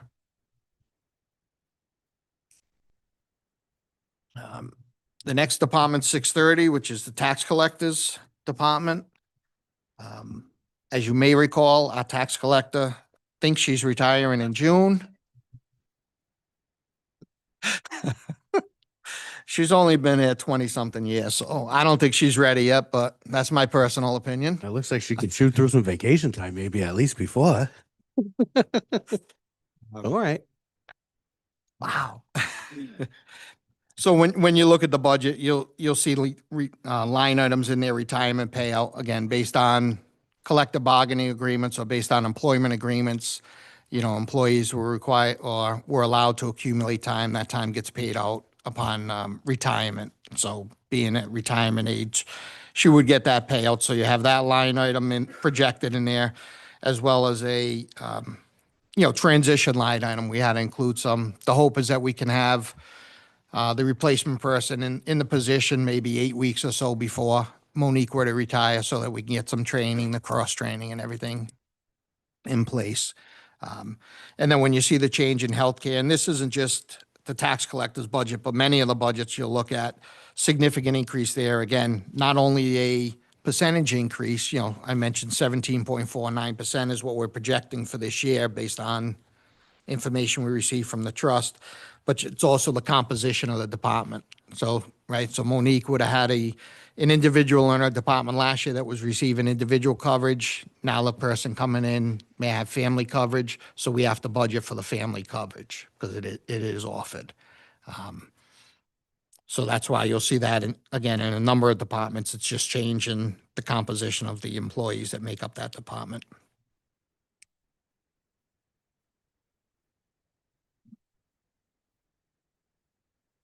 The next is Department 310, the town clerks.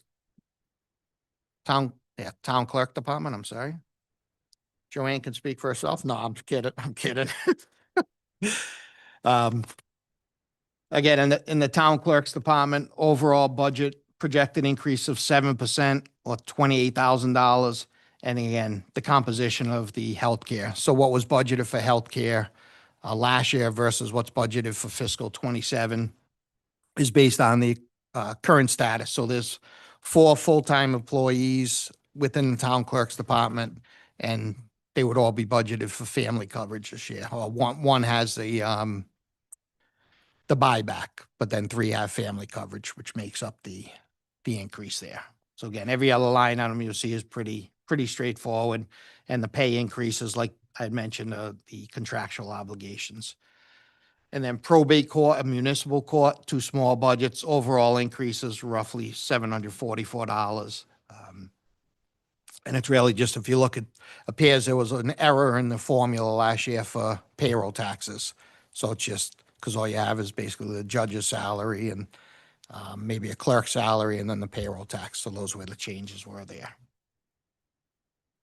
Department 225 is the IT department. So Cody's department there.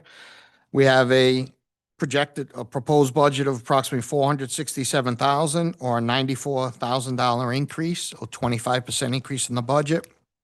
As you may recall, a month ago when we had the discussions with the directors, our hope is that we can double the size of our IT staff from 1 to 2. And, you know, anybody that's been here late night and you're hearing noises, it may be Cody up in the ceilings, because I've witnessed that, where he's trying to run wires himself to save the town money. So he does a lot of work for the town, and we need to get some help there, especially with the community learning center opening up, different requirements. As you all know, with the technology and the additional things we need to put in place to safeguard the assets of the town. You know, he's constantly at work, and the emails we get about things that are being blocked because people are trying to attack, and, you know, phishing scams and all that stuff. So It just made me think on that one. Any chance of a fee to offset maybe a new person, you know, IT fees, if people are going to connect to that stuff? Do we, you know, at the annex, let's say at the new build out? I think it's something we have to discuss going forward. Right now, the agreements with all those outside agencies that are collaborating is, you know, they're coming in, they're getting the free space to help, you know, support the programs and to support us getting that $4.7 million grant for the renovations. But I think it's something we, you know, we'll have the discussion in the future, even if it's just, can we get a donation from those organizations to help offset some of the cost? Yeah, interesting. But in my thought, and again, Cody's here that can elaborate on this, but I think, you know, some of the work of that second IT staff would also be work over at the police department. Because again, over there's a number of requirements, and they also have only one guy that handles all the IT just for police. Gotcha. Councilwoman Capaldi. What level person are you looking to hire for $90,000? Because it's not like a first level person. That's a good chunk of change to work for this town. Yeah, no, the staff has proposed at 55,000. So the staff has proposed at 55,000, the second line on the budget, information tech IT staff. It's a $55,000 proposed salary. Healthcare benefits of family plans running approximately $23,000. Pension would be 10%, so $5,500. And then your payroll taxes of 7.65% is probably another $7,000 or $8,000. So that brings the aggregate up to that cost of that position. Although salary is only $55,000, the total cost of employing that position would be roughly $89,000. This is just his summary of the total. Where do I see 55,000? If you look. Oh, at the you mean the budget, line items? Okay. budget line item. So what is the level of the person for 55,000? Cody? I'd call it a mid-level tech position. If you want to Thank define you. it that way, sure. Yeah, I'd look, yeah, all in. The total What's of up quick? everything, including Isn't the that crazy? additional budget increases for other items. What do you use as an estimate? It's like 40%. I mean, a lot of times when you throw in the benefits, it's something. Councilman Hool. Does this also, is it Marcus? Is this above and beyond? Are we now going to be a party of 3 or just a party of 2? Marcus just covers the meetings. He's just an AV tech turning on and off the Zoom. So the person that settings. you're bringing in has nothing to do with meetings, any of that. Marcus is still going to remain. The new person, as part of their job, will probably be doing the meetings too, if they're open to that, and that'll save some money on the budget that we have currently for the techs running the AV. Right, so which is about currently, if 6 you grand a look year. at the proposed budget, we had temporary help budgeted at 6,000 in 2026. We're proposing reducing that to 3,000. And the hope would be that as Cody just said, that new tech person could cover most of the meetings, but we wanted some line item in there in case we needed.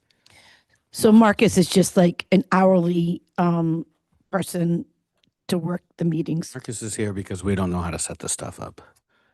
We get it. That's Nice way of saying it. You never asked.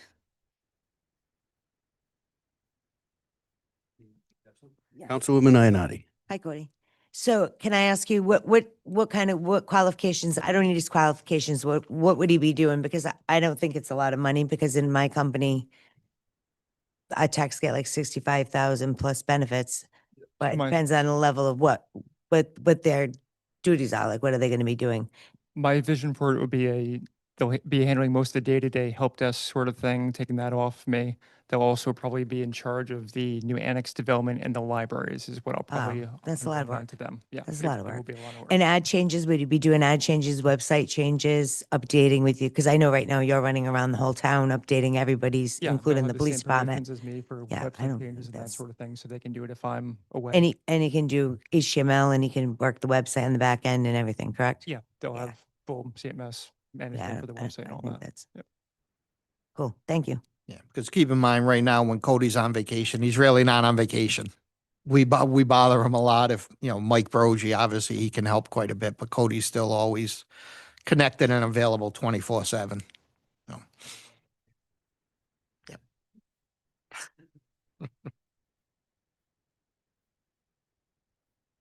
Okay, Department 820, building officials.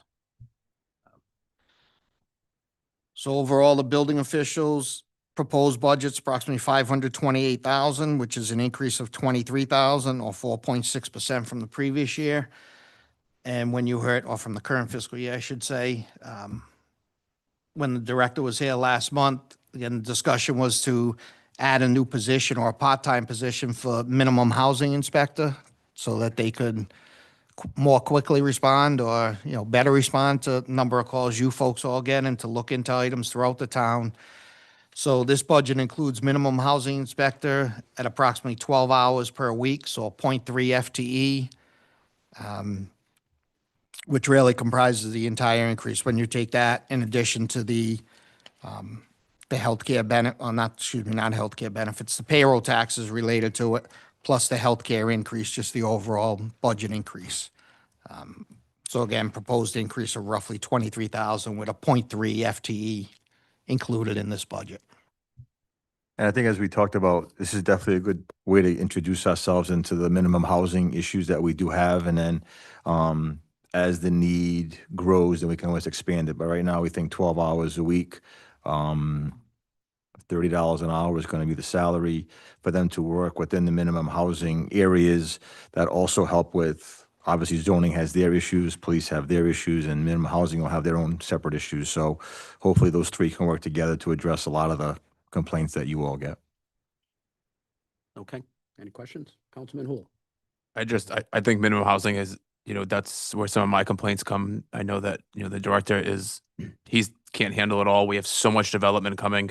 This 12-hour minimum is probably going to go up eventually, but it's nice to see just to move in the right direction, a little bit more proactive than reactive. Okay. Next department on your agenda is the Parks and Recreation, so Department 910. Proposed budget for Parks and Recreation, roughly 1.9 million, so an increase of 44,507 or 2.4% from the current fiscal year. Significant line item increase, you have temporary employees increasing by roughly 42,000 or 18%. And remember, right off the bat, we have to deal with the minimum wage increase. So minimum wage increase is going up again another $1 per hour, so a 6.7% increase, which trickles down into every position for your temporary employees. Councilwoman Capaldi. Parks and Rec. Hi, how are you? I know that you guys make some money on sponsorships and like signage and all that stuff. I'd love to know how much you guys bring in. Do we have this on the budget? And what are your pricing to advertise? Or I don't know if you advertise on Facebook. I know you have stuff in the baseball fields and around town. I'd love to hear a little bit about that. Come on up, The director can answer that, but just You're the first. as a comment, the revenue budget will be provided next week. So that, as you know, the department does have a revenue supplement in the budget. So part of the general fund budget is the various contributions, the program fees that they receive. So that will all be presented next week when the town manager presents his overall budget. Yeah, I'm not, I'll wait till, if I could wait till next week to just to speak on the revenue portion of it. As far as signage on baseball fields or any other athletic fields, those are through the leagues. Those are not through us. But I do have an event manager who does generate a very large portion of what is run for events through sponsorships. She's constantly soliciting from different organizations, banks, corporations. If I had someone that would want to sponsor, do you have like a price sheet on pricing for sponsorship? Yes. Could you bring that next week? Sure. Awesome. Yep. Cool. Thank you. Yep. Councilman Hool. How you doing today? Good, how are you? Good, thank you. I see section C, decrease in special events. Certain event would only be scheduled and costs incurred if donations and grants are raised to support the event. So I also see that there's an increase of 44,500, which all of that except for what, $3,000 is bringing the wages up to minimum wage. So Am I understanding that correctly? just so I understand correctly, you're talking about the increases under the temporary employees? Is So that the- we the- have this the little 41? summary here. And section 11A states Okay. overall increase 44,500. But section C states decrease in special events. I'm assuming it's Mr. Savetti's abbreviations there somehow, but So that decrease there. just help me understand what that is. Great, okay. Yep. So seeing the decrease in special events, there was one in particular that we ran last year. If we're going to run a little bit less this year, we tried a bus trip to New York City, didn't exactly plan out well. So we've decreased, taken that out and within the special events, not that that's the full amount, but then you look at the temporary employees, the increase. That's a number of factors. That is summer camp going to 7 weeks this year instead of 6 weeks. So we'll have a total of 9 weeks. Last year we did 8 weeks. This year we'll do 9 weeks. We'll have a week before the camp. We'll have the 7 weeks of camp, which has gone up instead of doing 6 weeks. And then we'll have a week of kind of post camp. So there's the additional week in camp. There's the increase for lifeguards at Briar Point. So we will have to hire lifeguards if we're going to open Briar Point, which I plan to do. And then it's just the general increase of minimum wage going up. So it kind of has a ripple effect. So for the new ones coming in, new hires, that's $16 an hour. And then you have a ripple effect of the previous employees who were there getting raises anywhere from 50 cents to $1, depending on position, how they performed for us. So just kind of cumulative in that line item. So none of the special events are like actual local You're talking about ones that like kind of go out of. We're doing all the We're same not ones we stopping always anything do. in town that the kids like. We're not stopping the Halloween or none of that effect. It will affect nothing that goes on in town that we have done in the past related to, it's always just trips that are there, some work, some don't. As far as in-town events, community events, none of that is changing whatsoever. And I'm also assuming that once we see the revenue side of this, we will see that that week before and a week after has a cost offset of the income coming in. I would almost say like, why don't we get the income first? It's almost like you want to pick this apart, but it's hard to pick it apart when your numbers are probably actually not like they are on here. I mean, just overall, the way we factor things out and Like I don't want to calculate things I don't is want to argue over $1,000. You know what I mean? It's yeah. But just so you know, when we run, whether it's a program, whether it's an event, we look to do it at least at a cost neutral. If we can bring more money in from that, but we're not going to run something that is going to cost us money, which is why if there's a trip that doesn't work, it doesn't sell the minimum number. If there's a program that doesn't meet the minimum number, then we will essentially not run that program, not run that trip. Is the town allowed to sell sponsorships? You made a statement that the banners and that are hanging up at the fields are, what the league levels. Yeah. Now, I've sponsored many of town leagues, and those banners don't stay up. Those banners get removed after each practice or after each game because the fields don't belong to the league. The fields belong to the town. Well, they stay up for the entire season, or at least they should. But I think one of the reasons why I'm assuming Councilwoman Capaldi asked that is there's been some discussion up here before about like what is the revenues and whose sign is that money going to. And I think just to clarify for the municipality or the residents, those signs that are up there are not coming directly to your department, correct? They're going to the leagues. Correct. Okay. How did that get started? Because that's our property. Those are our assets. Well, the It is, but it's right. It goes directly to the funding of the league. We don't get any of that. No, but That's weird. that's I think sponsorships are like I sponsor one every year. right. Always have, but it's just like the Right. the signs have come down just to not confuse, I guess. But Right. Well, again, I mean, like any league, they will put them up at the beginning of the year. They'll take them down at the end of the year, and then it'll be an annual renewal. So, not to speak for the leagues, but the leagues that's one way that they will generate revenue to offset either registration costs, uniform cost. some of the missed opportunity that I was thinking is maybe you actually had an opportunity to sell that space, like in your department versus the leagues taking it. Not, I want the kids to still play, so I'm not saying that, but Right. I don't know if I would want to take that away from the leagues, particularly looking at leagues that kind of have special use over those fields, like Coventry Little League. I've sponsored the West Warwick Steelers for the last 10 years. Those banners don't stay up. No, well, If the town league using Yeah. someone else's field, the banners don't stay. Yeah. They take them with them over to wherever they play. I'm just saying, Okay. it's minor, it's Well, minimal. maybe they're more Just of a trying to traveling understand the situation. science Yeah. behind it. Yeah. Councilwoman Capaldi? Yeah, two questions. What about is it Kiki FM? I know that is not that's a radio station that you guys get sponsored from. That is not in a field. Does that go to the town? That's part of when we run events. They are a sponsor of those events.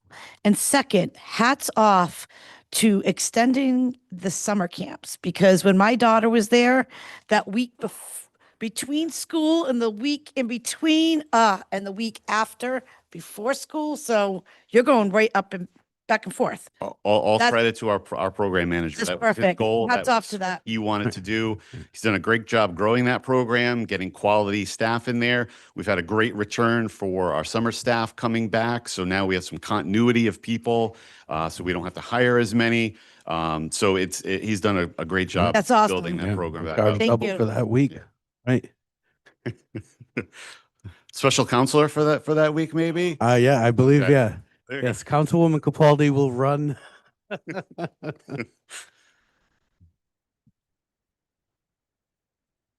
Good? We're good. All right, thank you very much, Director. Thank you. Appreciate it. Appreciate you keeping the recreation happening in town. You do, w- Okay, the next service function departments, you have Department of Public Works, which consists of obviously another number of departments, roads and bridges, sanitation, refuse disposal, building and maintenance, vehicle maintenance, and snow removal. You have the various departments there on my summary. So just overall, DPW budgets at 9.7 million, or the proposed budget's at 9.7 million, which is an overall proposed increase of approximately 673,000 or 7%. And some of those increases, snow removal budget, proposed increase for salt of 50,000. We've consistently overspent that money for the last couple of years. So we're recommending increase it to 50, still not what we've been spending, but again, hoping to get that increase so that we can at least start getting closer there. And then also within the snow removal, as you'll see, proposed reclassification of the 75,000 from outside contractors, moving that to equipment rental. As you know, we didn't have any success in getting outside contractors this year. So the department director, in conjunction with his foreman or his folks over there, or the assistant director, I should say, or superintendent, they did some research and appears that we could rent 4 vehicles, the Salter, the plow, have that available to us because we have men and women that could drive those vehicles. So this past snowstorm, we had additional people that could be out there driving. We just didn't have the equipment. So now we'd be able to secure that equipment. It would be over in, my understanding, it would be at our DPW facility from December until the end of March. So, or beginning of January till the end of March. So if we need to utilize it, it's there. We could utilize it if one of our trucks breaks down. But also, as I said, we did have 4 or 5 other personnel that could have drove those vehicles if we had the vehicles available. So obviously there's a give and take, right? Having those vehicles available means we're going to pay that line item, whereas not having the vehicles, we didn't have to pay for the contractors we didn't utilize this year. So No, I think you're going to secure we don't get snow next year. So. Probably. Building maintenance, we're proposing an increase in a half FTE, so half-time employee.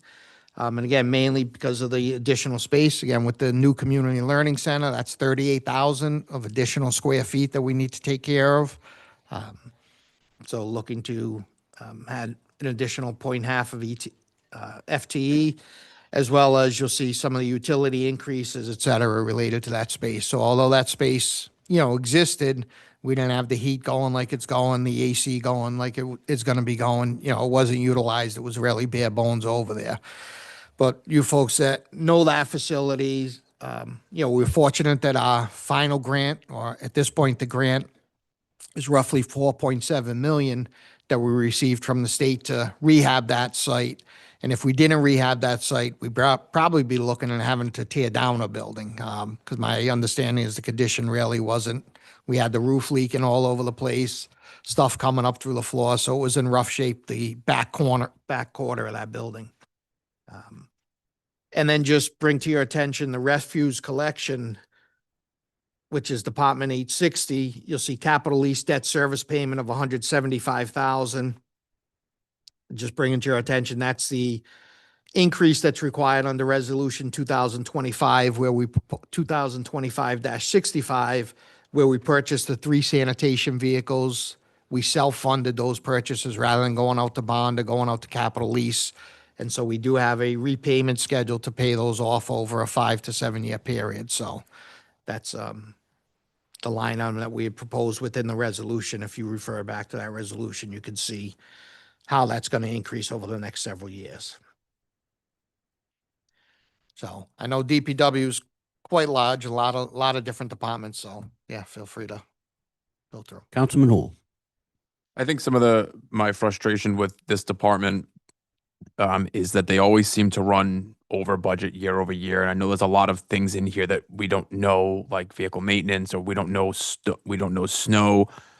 But for me, if it's one of the departments that continuously goes over budget, what are we doing wrong? Either we're not budgeting enough money, or we're just constantly playing catch up, or are we trying to find a balance between like not raising the taxes and then we'll just make up if we go over? And then the other thing is, where's the director? So as you know, he's still recovering. Still will out? He will be here for the next budget hearing, the public budget hearing. Who's running the department? He's here part-time. He's back part-time. Mike Jacavone's here and Marie is working over at the annex. So should be back within 2 weeks, back to full duty. So I think it's a balancing act. I mean, we don't want to put too much money in there where we have to raise taxes, but we also don't want to be short either. So it's probably one of the departments that is very unpredictable, unlike police. Police is pretty much, you know what you're going to get for police. Other departments, you know what's going to happen, but you never know with snow, sand, salt. But we don't have a the snow rainy vehicles. day fund, right? We should. We live in New England.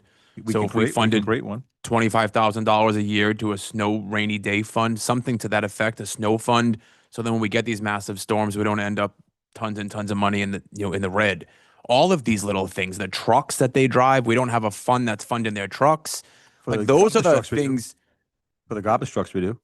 where, what is that going in? So I don't see anything in The here. capital lease. The 175 is the capital lease. For That's for the sanitation trucks. Yes. That's not what I'm talking about. The last snowstorms, we had 5 trucks go down that was not sanitation trucks. Right. Correct. So we do, What's the plan for those? again, the council did approve a capital revolving fund. So there are funds available in our capital revolving fund to help deal with some of those items or future acquisitions. But you also have to remember our recommendation is that we get your fund balance up to, a 20% of your budget. Right now, I believe we were 16 to 17%. So your fund balance is essentially your rainy day fund. I would never recommend, as I said in the past, dipping into your fund balance for normal operating costs. But if you have these extenuating circumstances, these large storms, and we need to make up the difference, we can certainly dip into those funds. When you mention about the department constantly going over budget, I'd have to check the numbers, but I believe that's inaccurate. You may have some of the individual departments, but when you take the aggregate of these Right. 6 DPW departments, they generally have been coming within budget in the aggregate. Well, So- overall, yes, but we know that vehicle maintenance, we know that trucks, we know that all those departments continuously go overhead. So when I think of DPW, I'm not thinking of all those 60 departments. I'm thinking of our trash trucks, our, plow trucks, those types of equipment. And I still don't see, we put something into a quote unquote rainy day fund that can get used for anything, right? Anyone can pull from that fund. What I'm talking about is a strict truck fund. If you want Because it's such a large department that's going to continuously overturn. I mean, in addition to the capital revolving and the capital lease on sanitation, you can create another capital lease fund for trucks. It's just how much money are we going to put aside for DPW? Whether we put it aside now, we have to take a bond for it down the road when the trucks are no good. So a couple things we can do with this. So 24 and 25, we had 2 small surpluses, big picture. But to your point, Councilman, this is one of those things I think we could do in a finance committee. This might be one where, instead of having everything go into the rainy day fund, do we take a portion of that to go into a capital fund before it goes in there? Now, that'll slow our progress up to the 20%. But as we keep seeing between that, impact fees, we're always juggling to come up with that. So essentially what we want to do is get that CIP number way up, because right now trucks are competing with buildings and everything else. So if we want to focus in on one particular element, we could tag that as part of the surplus as it comes out. So that might be a good finance committee discussion on how we want to arrange that ahead of time. Right. As a If I councilman, can- like you said too about the trucks, like 5 broke down last meeting, there's 1 in the capital budget. 1 isn't not going to make a dent, but when they're $200,000 each, like you said, we need to set money aside. But if there was And that's some a good bit of a idea. plan, like year 1, we replace truck, then year 3, we replace a truck. Like there's no plans. Like there's just, with the truck breaks, we'll put it in the budget and see if we can fix it. But I'm talking like just a revolving plan. Like We have that for sanitation. Sanitation was at the point where that's what we had to do to make it work. So again, if that's something that we want to do for the regular other above and trucks, we beyond can. sanitation. Yeah. I didn't Yeah. want to run into the same issue we ran into with sanitation on the other side. We can discuss that. No, we can do that because that rolling stock replacement plan has to have a funding source, or it's just a wish list.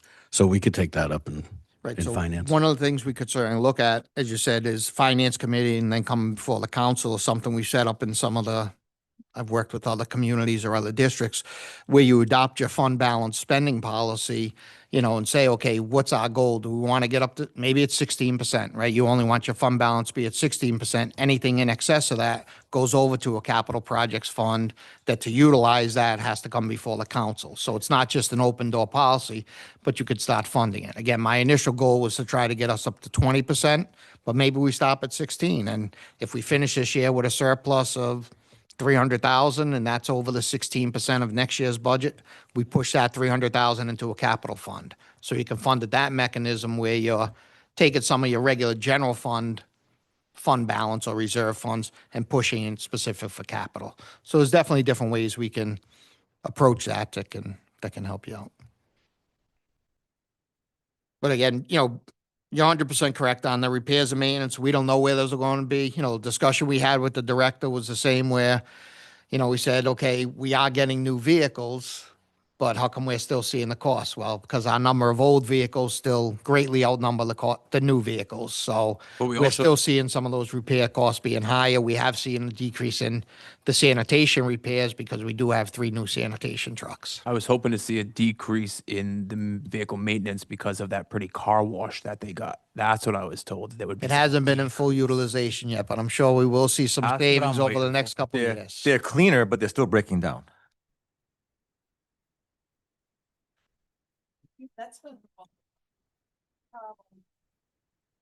Sometimes just don't, Dan.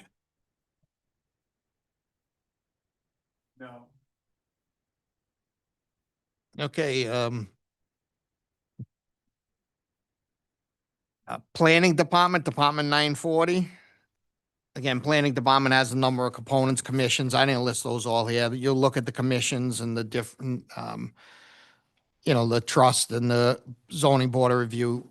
Pretty much no changes there, but from the planning department itself, Department 940, it looks like there's a decrease in the budget. So a decrease of 17,514 for the year, but the reason you're seeing that decrease is because of the fellowship position. So we're eliminating the housing planner, which is a fellowship program, a grant-funded program, that's going to expire in September. So we only have 3 months of that funding. So you see a decrease in that line item of 53,000. We're then proposing that we create a senior planner. So after the grant's done, having that position continue on, right? The department's functioning, with that extra staff person for the past 2 years or 18 months. We want to continue that staffing level based on the workload over there, the number of projects they have coming forward. So again, even though it looks like we're adding a position, we're really not adding a position. We're staying consistent with the current with the current staffing over there. Just we're going to lose the grant funding. Didn't that planning guy come up to us and describe this and say he had a way to offset some of that? He did. He did? So some of it will be, again, we're going to look at some of the revenue components. So something that the town manager and the planner and even the town clerk's department, we're going to propose changing some of the fee structure. Not a lot of money, but some funds to help come in. But really, again, when you're looking at the budget here, that's one of the main things. In addition, based on the amount of work that the planning department's done with CDBG, so the Community Development Block Grant, some of the department director's salary, we're going to allocate to the CDBG because he's obviously with the more grants that are coming in, some of his time can be allocated to those grants. We do have an administrative component. So you see a $30,000 decrease there. So that again is helping to supplement his budget. But everything else is pretty much, we're optimistic that the person that comes on board as the senior planner, isn't going to need health care. So that's how it's being budgeted. But again, the intent, to be straightforward, we've had this individual in the grant fellowship program for the past 2 years.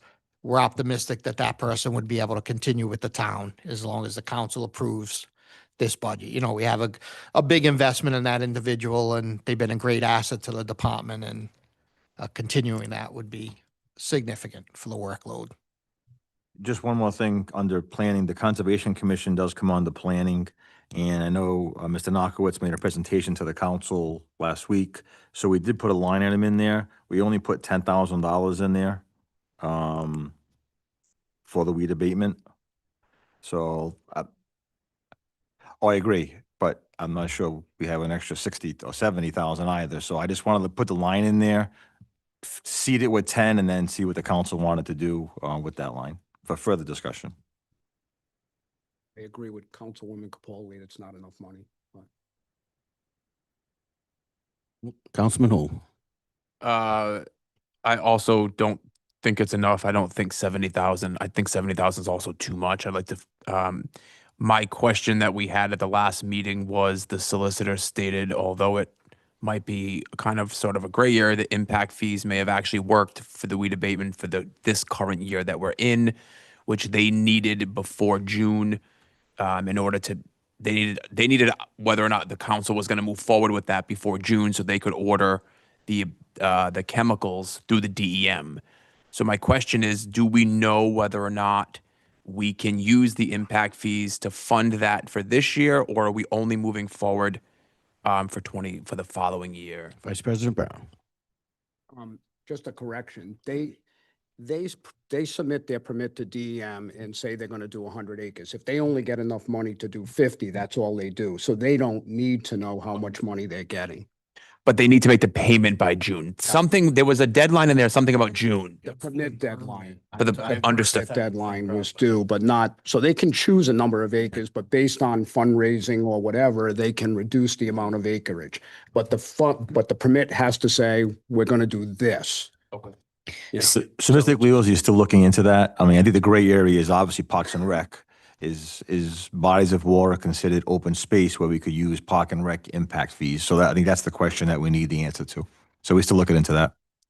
I think the problem is this is going to be an ongoing thing. So if we use impact fees, we got to come back and looking at impact fees where if it's a budgeted line item, now it's in the budget, funded every year up or down. Yeah, Well, this, we could get this this with this one budgeted- and put it in the same thing as our capital. but you this know? budgeted line item is going to stay there whether we use impact fees or not, because impact fees are for this year, right now, and the 10,000 is for next year. Last year we used opera funds. We don't have that ability this year, correct? All tied? Okay. So yes, even if the $10,000 was just a start and we funded a little bit to get on a rolling course, Johnson's Pond isn't going anywhere, Ty Oak's not going anywhere, Breezy Lake's not going anywhere. It may be another one of those things where we say when we're looking at having that discussion, with the fund balance, up to this X amount percent goes to this because we're going to own, all these watersheds and, it just may make sense to maybe create buckets off of that. So maybe 50% goes to this, 25 to this. Yeah, and they might not get it all the first year, but eventually we'll get them all to a running level where it can be done.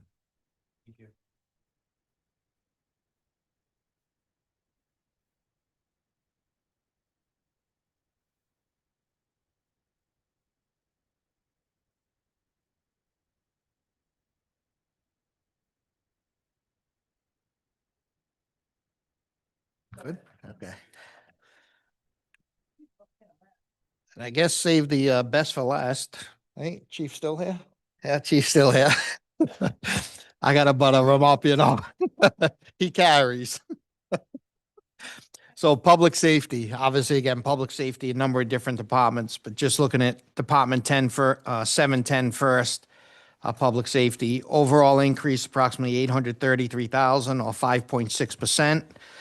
This proposal includes increasing staffing to 58, so that's an increase of 2 FTEs. I know at the previous meeting, one of the council members discussed going up to 60, increasing it by 4.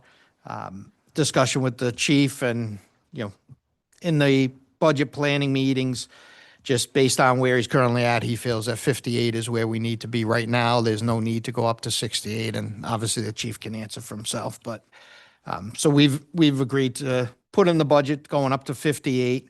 Another significant increase is a defined benefit pension plan. As I mentioned, the actual determined contributions going up 287,000. And it's been the town manager in my position, and we've stated in the past to the council that we're always going to propose funding what the actuary says we should fund. There's no requirement. I can tell you there's nothing in state law, there's nothing in the accounting standards that say we have to fund it.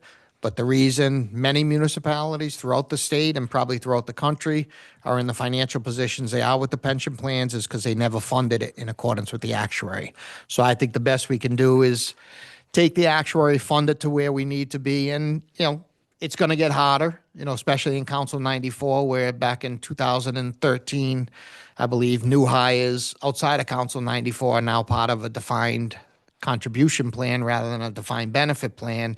So as more and more folks retire from the Council 94 plan, municipal plan, there's going to be less contributions going in and more money coming out. So from that side, it's going to be higher. But at the police department, that ADC, it's all determined based on, recent retirements we've had, the how the market has done, right? So the investment rate of returns, what's being contributed. So again, that's a big number in their budget. So out of the 833,000, you're looking almost 300,000 of that is strictly related to the pension contribution. And we can start to see the pattern here where most places we have to cut involve capital and Yeah, pension there's very few, contributions, and that's a dangerous road because you're kicking the can. Right. One of the other line items, you'll see significant line item increase, repairs and maintenance for computers, increase of 88,000. Repairs and maintenance may be a little misleading. It's really, again, Chief, correct me, but I think it's their CAD system. So there's new requirements. They have to have a new system put in place. But in the meantime, we're also going to run concurrently with the existing system, right? You got to have a dual system operating. So I think the CAD system's roughly 80,000, Chief, I think. 60. The other on that is some body camera licenses.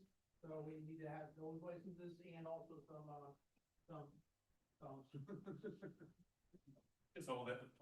Cody's packing too. It's a microphone.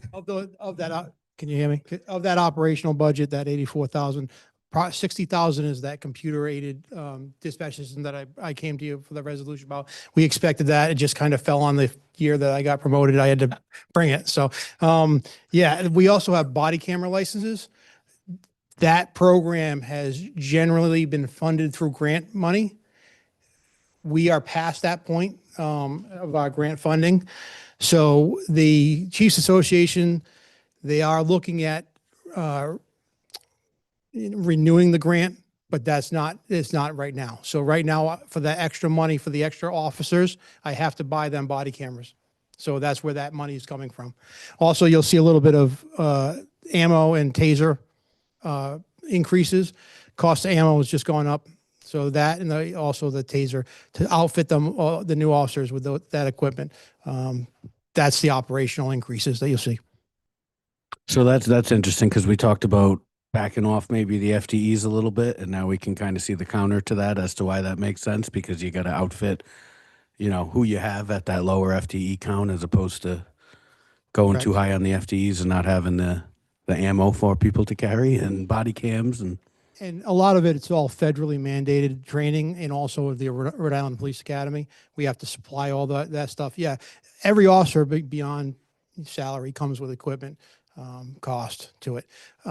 But again, the main increase is that CAD system. If it weren't for that, we're talking $20,000. So. Thank you, Chief. Appreciate you jumping in back there. All right. I have a question. Yes. Councilwoman Capaldi. I know we started talking about it a couple times ago, about the animal control building, and that eventually we have to either build a new one or put it somewhere. Possibly, I think you were saying we could do something in the annex. Have you guys started researching this or what we're going to do? Because we should, if we're not talking about it this year, it should be talked about for next budget. Yes. Capital. It's a 5-year capital improvement project for sure. We have not done the research as far as cost. The cost is going to be probably higher than it's going to be high. So we just have to figure that out. But yes, that's absolutely. Maybe some 5-year grants. I don't, Yeah. yeah. I think All that- I think Lisa looked and there weren't any for animal control. It's, yeah. Probably talking a couple $1 million for a new facility. Yeah. When that's there, we can't fix. It's beyond repair. So we need a whole new facility. And one point, well, I'm going to try to research a little bit more is the regionalization. So we saw that in North Providence, Johnston, and Smithfield. They built one building, combined those three, and had animal control services out of that building.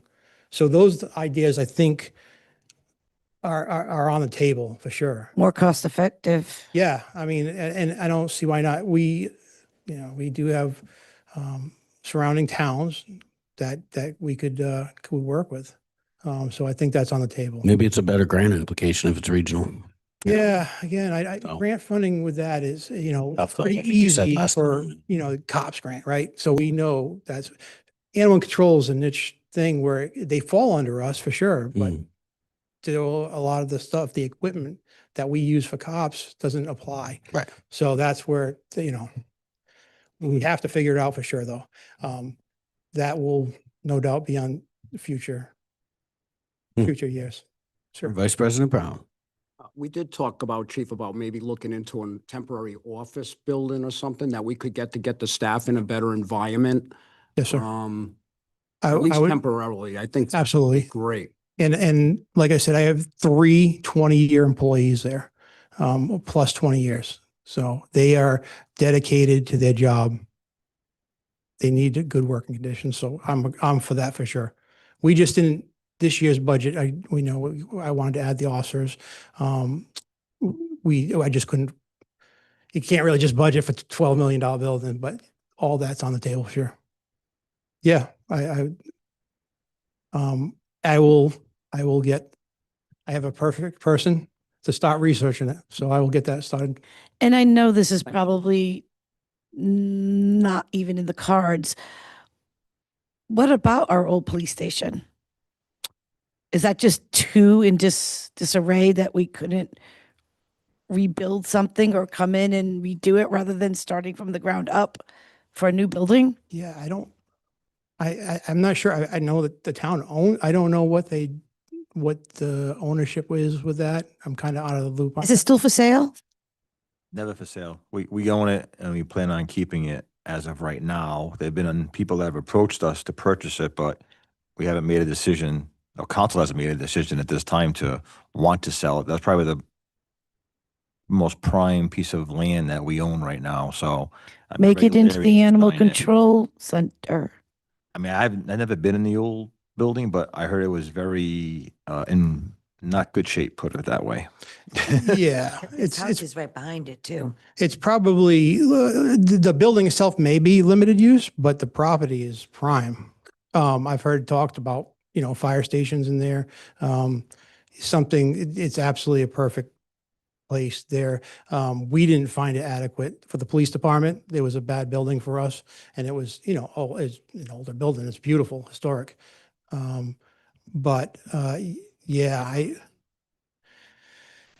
We had talked about one of the buildings up in Provident Place for animal control at one point years back. There's been talk for a while for it, but clearly we need to research it and I'll come up with some ideas. So, yes.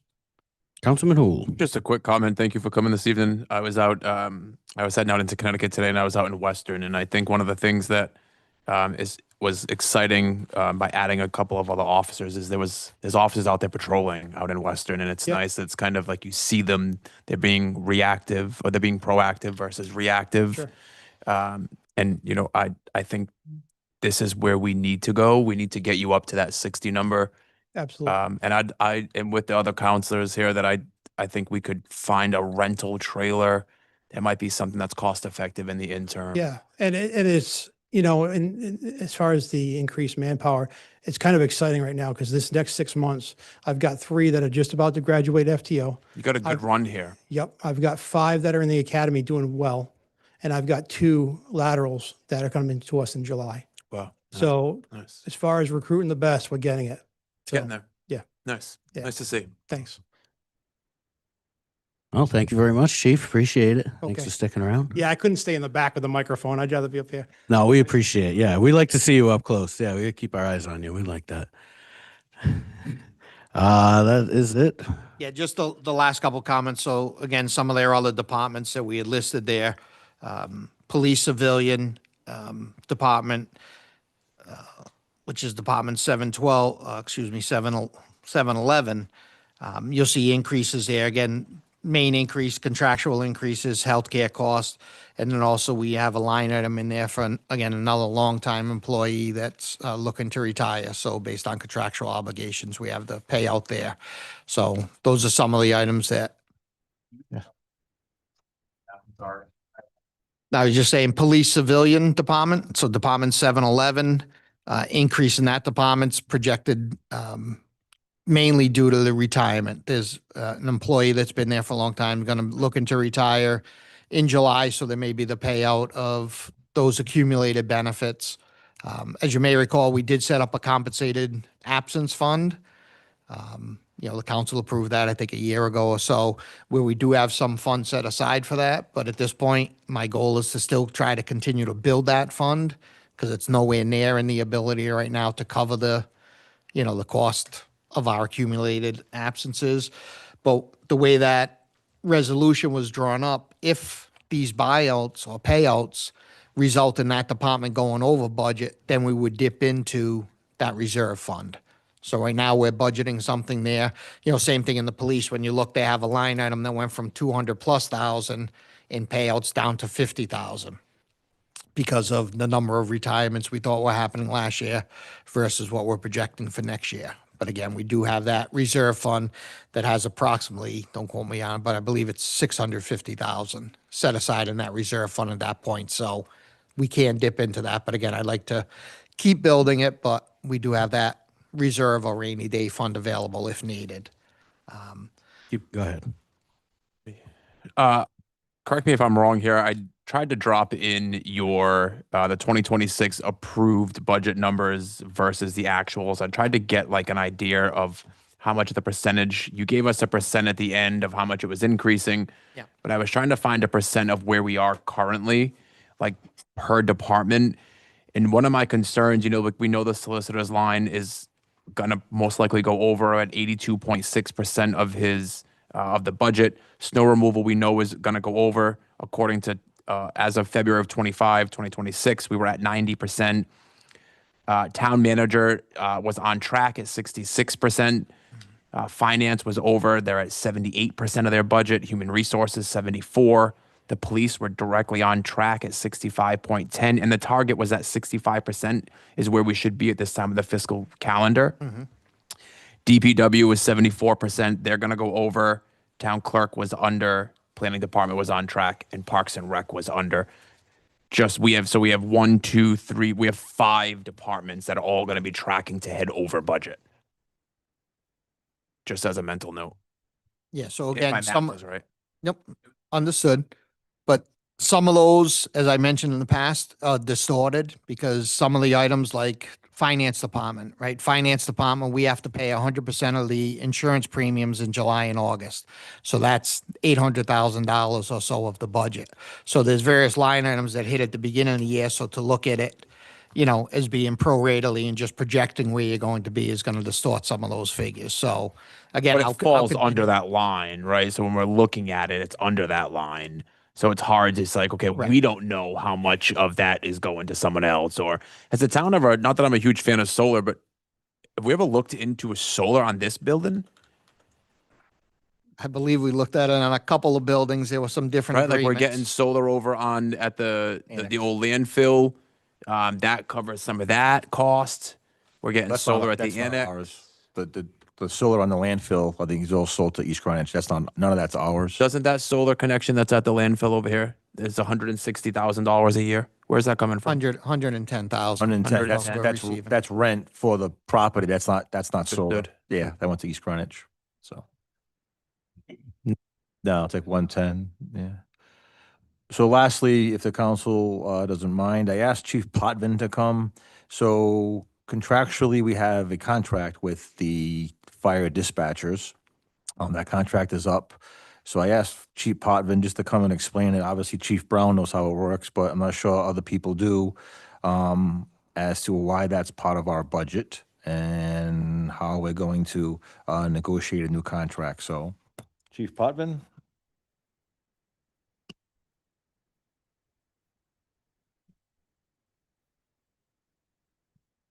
Good evening.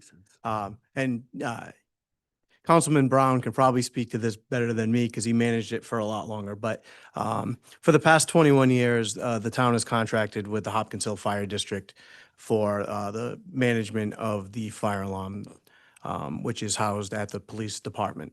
So it moved from the Merck building on Washington Street over to the police department in 2019. And in 2005, the Hopkins Hill Fire District took over the management. So we have 4 employees that are part of the fire union that are dispatchers. And, you know, it's a shared responsibility that all of the districts use. So it's a benefit to all of the town. And it's always been the town's responsibility to maintain that. So in June, the contract expires. And so I approached the town manager to say it was time to start to look at the contract. So the town, right now, obviously you guys, your own districts, you don't fall under us, but we pay for this? So That sounds weird. So you pay the district to manage it, and the employees are districts of the Hopkins Hill Fire. So it doesn't come from the taxes from the people, it comes from the town that pays that? The regular fire tax that you No, give, it comes from the town tax, so it's a portion of the town it's budget. coming in our budget line item. Correct.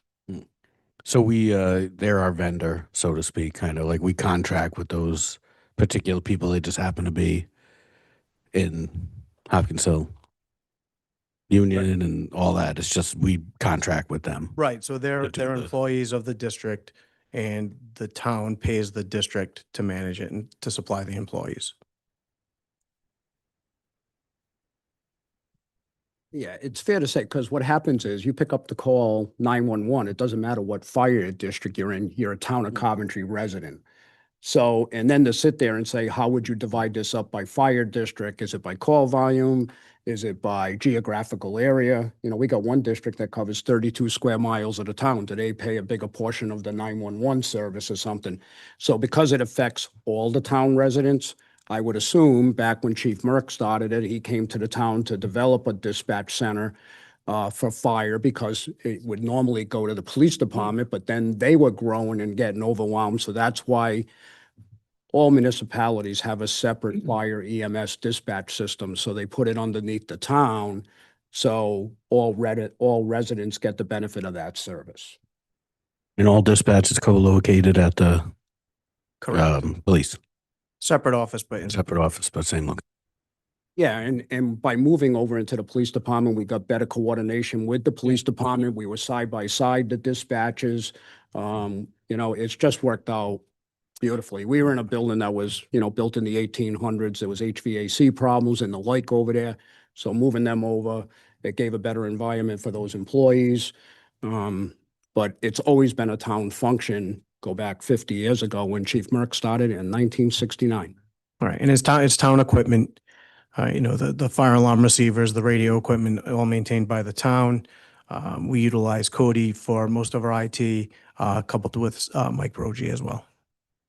Yeah, and also there's a reserve fund, restricted receipt account where the fire districts, each district puts in $5,000 a year. The town matches some of that money, and that money is used strictly on a restricted basis for maintenance and repairs if they need it, if something goes down. So that money is in an account, but it is restricted, but each district does contribute to that. And that fund has built up. I don't know what's in there now, but I think approximately $75,000. $75,000, so. And so all that to say, the contract is going to go up in the district side and we're going to absorb the increase for the 4. So I haven't spoken with the town manager about, you know, what the increase should be. Okay. You know, it's ranged anywhere from 1.5% to 5% since the inception. Gotcha. All right, anyone? Yes, I think in the budget right now, the Director Savetti put 1.5 in there right now, but Yeah. obviously we have to negotiate that contract and get that done relatively soon. But it's just limited to the impact on those 4 individuals. Right, and I think, the same concerns with the other employees, the pension obligation, which is approximately a 3% increase. The health insurance is probably the most concerning, which is, anywhere from a 18 to a 20% increase. And A then, lot of beautiful smiles. and then we'll uptown. be beginning negotiations with the union for the contractual obligation, so. Gotcha. Okay. Well, that was That's an interesting. Is that an employee of the town or employee? of- So they are employees of the district. That's what's interesting about They're it. employees of We're the kind of district, contracting with the. but we're paying, You're paying the you district. use our building and we don't charge you rent. Just making Well- sure I understand. Benefits for I'm not knocking them, just trying Yeah. to understand the concept. Yeah, no, it's certainly a unique setup. And I think that's Who are by, they hired by, Hopkins Hill? yes. Okay. Yeah. And So the last contract was 447,735, I think. And that's complete salaries with, That's what the town pays the district, about 37,433 a month, I believe. Thereabouts. Yeah, so Councilman, it's actually Department 799 in your packet, fire dispatch fees. Again, just a one-line department. It's been there for years, but back in 2024, it was 437,000. Fiscal 2026, it was approved at 447,735, which is the last year of the contract as mentioned. And as the town manager just mentioned, I'm proposing a budget of 454,451, which was a 1.5% increase. But obviously that's going to go in negotiations. We didn't know his cost, so that's something that could obviously change. do you guys make any money on that other than giving them the salaries? It's pretty much a pass through, depending, obviously it depends on the year. Some years it's falling short and some other years, so it's basically a wash. It's an interesting give and take because on the other side, if there's equipment issues, sounds like you have a fund put aside for that too. that Yeah, comes from the so- district. So Right, know. and and a lot of it is software related. imagine, yeah. But there is some infrastructure that at some point we'll need to come back to speak about, which is the master box receiver for the fire alarm. So at some point. Gotcha. All right. Thank you, sir. Appreciate it. Thank you. All right. Anything else? Administration?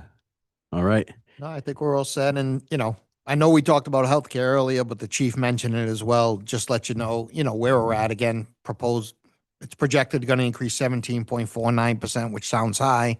But I could tell you, I was recently at another district and just talking to the attorney, so the solicitor for that area, and his actually health insurance went up 26%. So we're seeing increases anywhere from 10 to 25 to 30%.